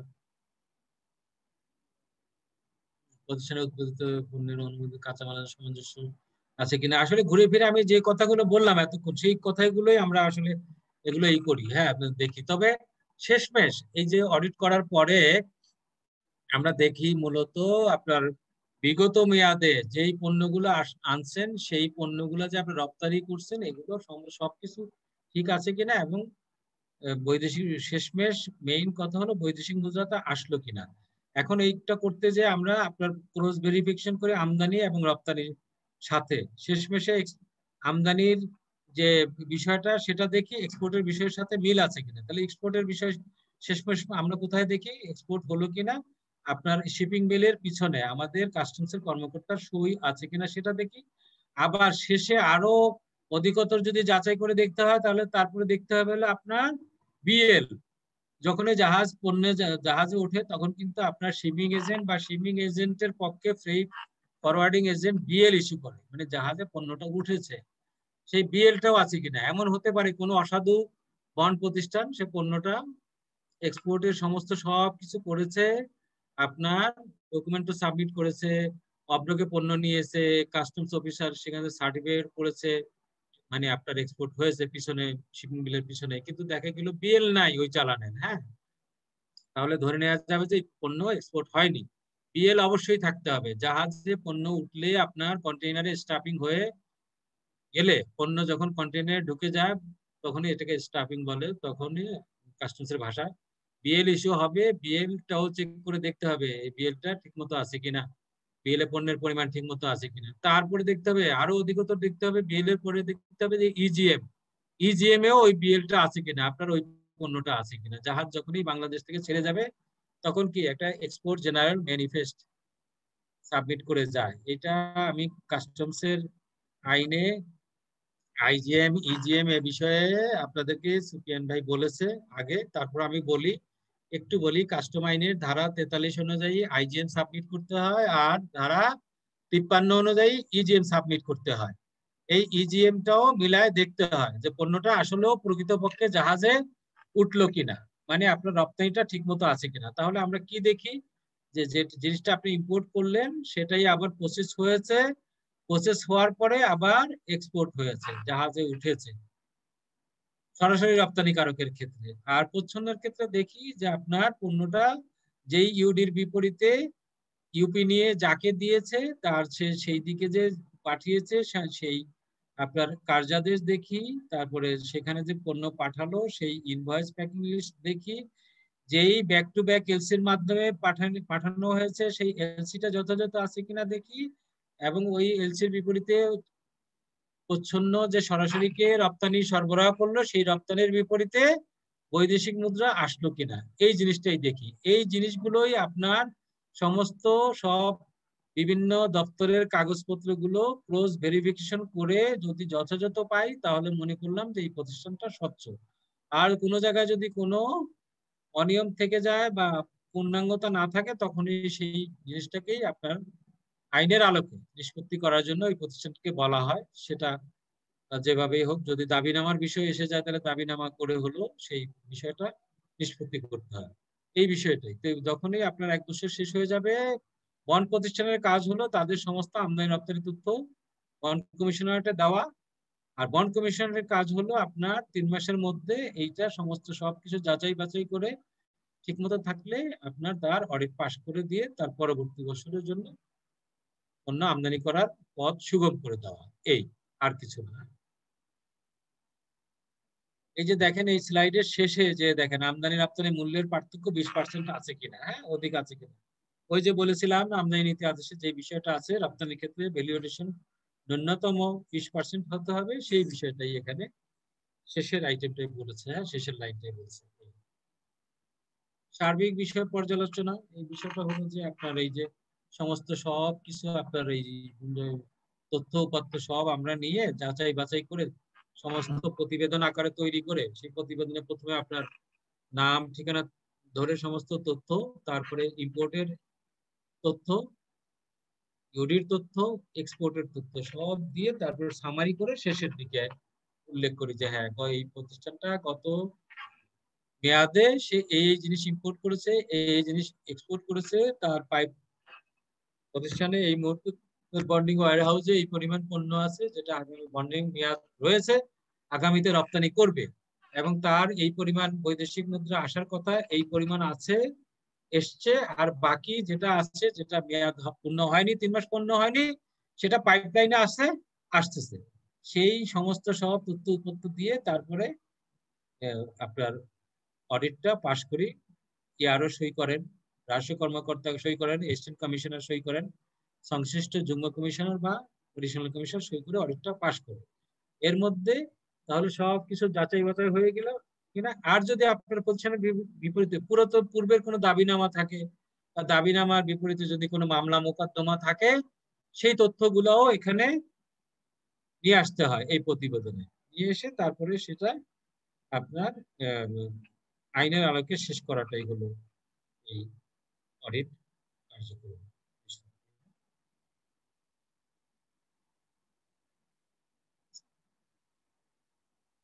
সার্বিক বিষয় পর্যালোচনা, এই যে কথাগুলো আমি এতক্ষণ ধরে বলছি, সেই কথাগুলো কিন্তু ঘুরে ফিরে এখানে আছে।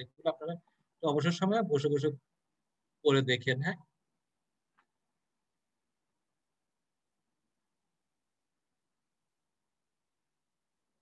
প্রতিবেদন কিভাবে প্রস্তুত করা হবে জান, প্রস্তুতের আগে আরো আরো কিছু আছে ওনাদের জন্য আমি করে নিয়ে আসছি, সেগুলো তারপরে আপনি ওনাদেরকে ইউপিইউডির কপি বা নিরীক্ষার কপি দেখান। হ্যাঁ, আচ্ছা, এই যে গত এই যে আমি এখানে একটু বলি, এই যে ইপিজেড এর বিষয়ে আপনার গত ক্লাসে এক ভদ্রলোক প্রশ্ন করেছিলেন যে ইপিজেড এর কোন কিছু পণ্য, যে কোন কোন পণ্যগুলো উনি শুল্ক করাতি বিহীন ভাবে অব্যাহতির ভাবে উনি নিতে পারবেন, আনতে পারবেন।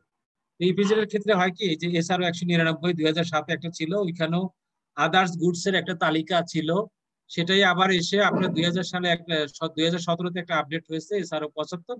এইখানে মূলত আপনার ওই ইপিজেড এর যে সকল প্রতিষ্ঠান আছে, সেই সকল প্রতিষ্ঠানগুলো কি কি জিনিসগুলো তিনি শুল্ক সুবিধায় আনতে পারবেন, মানে শুল্ক না দিয়ে আনতে পারবেন সেগুলো। এগুলো মূলত তার প্রতিষ্ঠানে কোনো মেশিনারি অয়েল, তারপর যদি তার ওই যে এক্সস্ট ফ্যান যদি থাকে, অনেক প্রতিষ্ঠানে এক্সস্ট ফ্যান থাকে না, বড় বড় ফ্যান যেগুলো থাকে ভিতরের বাতাসগুলোকে, গরম বাতাসগুলো বাইরের দিকে ঠেলে দেওয়ার জন্য, হ্যাঁ, সেই জাতীয়। তারপরে আপনার এই যে বিভিন্ন রকম যদি সে গ্যাস জেনারেটর যদি ইম্পোর্ট করে, সে তার উপরে সেই জিনিসটা, তারপর ইন্ডাস্ট্রিয়াল এসি, তারপরে যদি কোনো টেলিফোন ব্যবস্থাপনা, হ্যাঁ, তারপরে সুইচ গিয়ার, হ্যাঁ, এই জাতীয় কিছু কিছুই আছে। হ্যাঁ, তারপরে তার ভিতরে যদি প্রতিষ্ঠানের ভিতরে যে সকল মেশিনারি আছে, মেশিনারি বিপরীতে যদি কিছু স্পেয়ারস, এরকম কিছু একটা তালিকা আছে ওই এসআরও 75-এ। ওই তালিকা অনুযায়ী ওই পণ্যগুলো যদি তিনি আনেন, তাহলে সেই শুল্ক সুবিধাটা পাবেন, মানে তাকে শুল্ক কর পে করতে হয় না। এইটাই হলো ইপিজেডে অব্যাহতি। আচ্ছা, নমুনা পণ্য, একটা গার্মেন্টস প্রতিষ্ঠান ধরি উদাহরণস্বরূপ, সে কি পরিমাণ নমুনা আনতে পারবে, হ্যাঁ, বা অন্য কোনো মন প্রতিষ্ঠান কি পরিমাণ নমুনা আনতে পারবে, সেই কথাটাই একটু আপনাদেরকে বলি। সেটা হলো যে আপনার কোন পোশাক নির্মাণ প্রতিষ্ঠান আপনার প্রতি ক্যাটাগরিতে 12টা করে আপনার 700টা নমুনা সে আনতে পারবে এক বছরে। তিনি গার্মেন্টস শার্ট উৎপাদন করে, এখন তিনি বিদেশি বায়ার, তার জন্য বিভিন্ন ক্যাটাগরিতে আপনার যদি প্রতি ক্যাটাগরিতে 12টা করে 300 শার্ট পাঠাবে সে, যে নমুনা হিসাবে এই নমুনাটা দেখে আপনি আমার জন্য শার্ট পাঠাই দিবেন, তাহলে এরকম আপনার 700 পিস পর্যন্ত নমুনা আনতে পারবেন। হ্যাঁ, তারপরে কোন গার্মেন্টস প্রতিষ্ঠান তার পূর্ববর্তী যে রপ্তানি আছে, সেই রপ্তানিকৃত কাপড়ে 2% পর্যন্ত কাপড় নমুনা হিসাবে তিনি আনতে পারবেন। হ্যাঁ, পুরাতন গার্মেন্টস এর ক্ষেত্রে। আর নতুন যদি কোনো গার্মেন্ট যদি খুললো, তার যদি আপনার না হয়, পূর্ববর্তী যেহেতু 1 বছর শেষ হয়েছে, পূর্ববর্তী তার কোনো নাই, আপনার যদি তথ্য না থাকে, তাহলে তার ক্ষেত্রে হলো যে নতুন ক্ষেত্রে আপনার যে বিনিয়োগ বোর্ড তাকে যে সক্ষমতা দিয়েছে যে সে কি পরিমাণ পণ্য উৎপাদন করবে, তার সক্ষমতার অর্ধেকের 2% আপনার কাপড়, ইয়ার্ন, উল এগুলো আনতে পারবে। কোন শু ফ্যাক্টরি তিনি নমুনা পণ্য, হ্যাঁ, আপনার 500 জোড়া জুতা আনতে পারবেন। হ্যাঁ, তারপরে কোন ট্রেনিং প্রতিষ্ঠান বন্ড লাইসেন্স দিয়ে দাঁড়িয়ে আপনার ট্যানারি শিল্প, তিনি 300 পিস আপনার নমুনা পাকা চামড়া তিনি আমদানি করতে পারবেন। এই কথাটাই। হ্যাঁ, আর অন্য যে সকল এক্সপোর্টার থাকবে, তারা ইপিবি থেকে প্রত্যয়ন সুপারিশ নিয়ে $10,000 পণ্য আপনার নমুনা পণ্য হিসাবে আনতে পারবে। আচ্ছা, তারপরে আপনার আরেকটু বলি আপনাদেরকে, বকেয়া, যখন এক্সপোর্ট ফেল করে, স্টক লট হয়ে গেছে। আপনার প্রতিষ্ঠান আপনার 10,000 পিস শার্ট এক্সপোর্ট করতে পারে নাই নির্ধারিত সময়ের মধ্যে, 2 বছরের মধ্যে, এটা স্টক লট হয়ে গেছে বা ফেরত চলে আসছে। তাহলে তো আপনি এই 10,000 পিস শার্ট তৈরিতে যে সকল উপকরণ লেগেছে তার উপরে আপনাকে শুল্ক কর পে করতে হবে, এটাই স্বাভাবিক। বা আপনার প্রতিষ্ঠানে ওই যে সেকশন 98 অনুযায়ী 24 মাস পার হয়ে গেছে, 5,000 গজ কাপড় আছে, এই কাপড়ের উপরে বন কমিশনার দাবিনামা জারি করলো যে আপনার 12 লাখ টাকা শুল্ক করা দিয়ে আসছে, তাহলে এই 12 লাখ টাকা আপনাকে পেমেন্ট করতে হবে, এইটাই স্বাভাবিক। কিন্তু আপনার জন্য ব্যবসা বাণিজ্য স্মুথ করার জন্য এনবিআর এখানে একটা সুবিধা দিয়েছে, আপনি ইচ্ছা করলে এই 12 লাখ টাকা কিস্তিতে পরিশোধ করার জন্য যিনি দাবিনামা দিয়েছে তার কাছে আবেদন করতে পারেন। কিন্তু এইখানে একটা বিষয় জড়িত, এই কিস্তিটা দেবে কি দেয়া হবে কি হবে না এটা পুরোটাই নির্ভর করতেছে যিনি দাবিনামা জারি করছেন তার উপরে। যদি আপনার বিরুদ্ধে, যদি আপনার প্রতিষ্ঠানের বিরুদ্ধে পূর্বের কোনো অনিয়মের সংশ্লিষ্টতা না থাকে, বোঝা যায় যে আপনার প্রতিষ্ঠানটা আসলে ভালো, কিন্তু এই 5,000 গজ কাপড় আপনি কোনো কারণে এক্সপোর্ট করতে পারেন নাই, বা আপনার এই 10,000 পিস শার্ট এক্সপোর্ট করতে পারেন নাই, ফেল করছেন, এখন এই যে 12 লাখ টাকা আপনার ডিমান্ড হলো, এই টাকাটা আপনি একসাথে না দিয়ে বন কমিশনে আবেদন করলে বন কমিশনার যদি দেখে যে হ্যাঁ আসলে এই প্রতিষ্ঠানটা আসলে বরাবরই ভালো কিন্তু কোনো কারণে এটা এক্সপোর্ট করতে পারে নাই, ফেল করেছে, বা তার বন্ডিং মেয়াদের পরও পণ্য রয়েছে যেটা দাবিনামা জারি করেছে আমরা, তাহলে এটাকে কিস্তিতে দিতে পারবে। এনবিআর এর একটা আদেশ আছে 6/29 এনবিআর শুল্ক 4 17/10/2000 অনুযায়ী এটা আপনার শুল্ক ফাঁকি, আপনার বিরুদ্ধে যদি শুল্ক ফাঁকি না থাকে বা পুরাতন কোনো মামলা মোকদ্দমা না থাকে, আপনার প্রতিষ্ঠানটা ভালো, তাহলে সেই ক্ষেত্রে বন কমিশনার ইচ্ছা করলে আপনার ওই 12 লাখ টাকা, উদাহরণস্বরূপ যেটা বলছি, যে আপনাকে কিস্তিতে দেওয়ার সুযোগ করে দিতে পারবে। সেই ক্ষেত্রে কিস্তি হলো কোনো অবস্থাতে 1 লাখ টাকার কমে কিস্তি দেওয়া যাবে না আপনাকে, ওই 12 লাখ টাকা হয়তো 12 কিস্তিতে করে দিল, 14 লাখ টাকা হলে 14 লাখ টাকা ভাগ 12, যা আসে 1 লক্ষ যত হাজার টাকা আসে সেটা দিয়ে দিল, আপনি 12 কিস্তিতে পরিশোধ করে দিলেন। এখানে বলছে যে 1 লাখ টাকার কোনো কমে কোনো কিস্তি দেওয়া যাবে না। হ্যাঁ, আর যদি আপনার 1 লাখ টাকার নিচে হয় তাহলে তো দেওয়া যাবে না কিস্তি, আপনি সব টাকাগুলো একসাথে জমা দিবেন। আর উপরের ওই যে যেটা বললাম 1 লাখ টাকার প্রতি মাসে 1 লাখ টাকার বেশি হতে হবে প্রতি কিস্তির পরিমাণ। আর আপনাকে উদাহরণস্বরূপ যে বললাম যে 14 লাখ টাকার আপনার দাবিনামা বা 15 লাখ টাকার দাবিনামা আপনাকে 12 কিস্তিতে দিয়েছে, আপনি প্রতি কিস্তি ঠিক মতো দিচ্ছেন, মাঝে যে 4 কিস্তি দেওয়ার পরে চুপ করে বসে আছে, 2-3 কিস্তি আর দেন না, তাহলে সেই ক্ষেত্রে আপনাকে এই সুবিধাটা বন কমিশনার বাতিল করে দিয়ে বলবে যে আপনি আবার সমস্ত টাকা জমা দেন, এরকমও হতে নির্দেশ দিতে পারবে। তাহলে যদি ভালো প্রতিষ্ঠান হয় তার ক্ষেত্রে এখানে এই সুবিধাটা আছে। আচ্ছা, তারপরে আবার আরেকটা বিষয়, যদি ওই যে পণ্য যদি ফেরত আসে, অনেক ক্ষেত্রে দেখা যায় বন্ডিং পণ্য যদি বিদেশ থেকে ফেরত চলে আসে ত্রুটির কারণে, সেই ত্রুটির কারণে যদি আপনার এই ত্রুটিটা কি করে সম্পন্ন করে আপনি আবার এক্সপোর্ট করবেন, সেই ক্ষেত্রে আপনি জানেন যে কাস্টম আইনের 22 ধারা অনুযায়ী কোনো পণ্য বাংলাদেশ থেকে একবার এক্সপোর্ট হয়ে যদি আবার ফেরত আসে তাহলে সেই পণ্যের শুল্ক করা দিয়ে পেমেন্ট করতে হয়। তাহলে আপনার যদি সেই ক্ষেত্রে দেখা গেল আপনার 10,000 পিস শার্ট ফেরত আসছে, কাস্টমস এখানে আপনার শুল্ক করার দাবি করতে পারে, তবে এনবিআর এখানে একটা আপনাকে সুযোগ দিয়েছে যে ত্রুটির কারণে যদি ফেরত নিয়ে আসেন, আপনি যে 6 মাসের মধ্যে এটা আবার এক্সপোর্ট করবেন, এই যদি আপনার এই থাকে সদিচ্ছা থাকে, তাহলে আপনি এই পণ্যটা শুল্ক করা না দিয়ে একটা অঙ্গীকার নামা দিয়ে নিয়ে যেতে পারেন। আপনার প্রতিষ্ঠানের বিপরীতে আগের কোনো অনিয়মের চিহ্ন নাই, প্রতিষ্ঠান ভালো, কিন্তু আপনার একটাই যে 10,000 পিস শার্ট চলে আসছে, ত্রুটি মেরামত করে আবার পাঠাবে, হতে পারে না এখানে একটা স্টিকার লাগানোর কথা ছিল শার্টের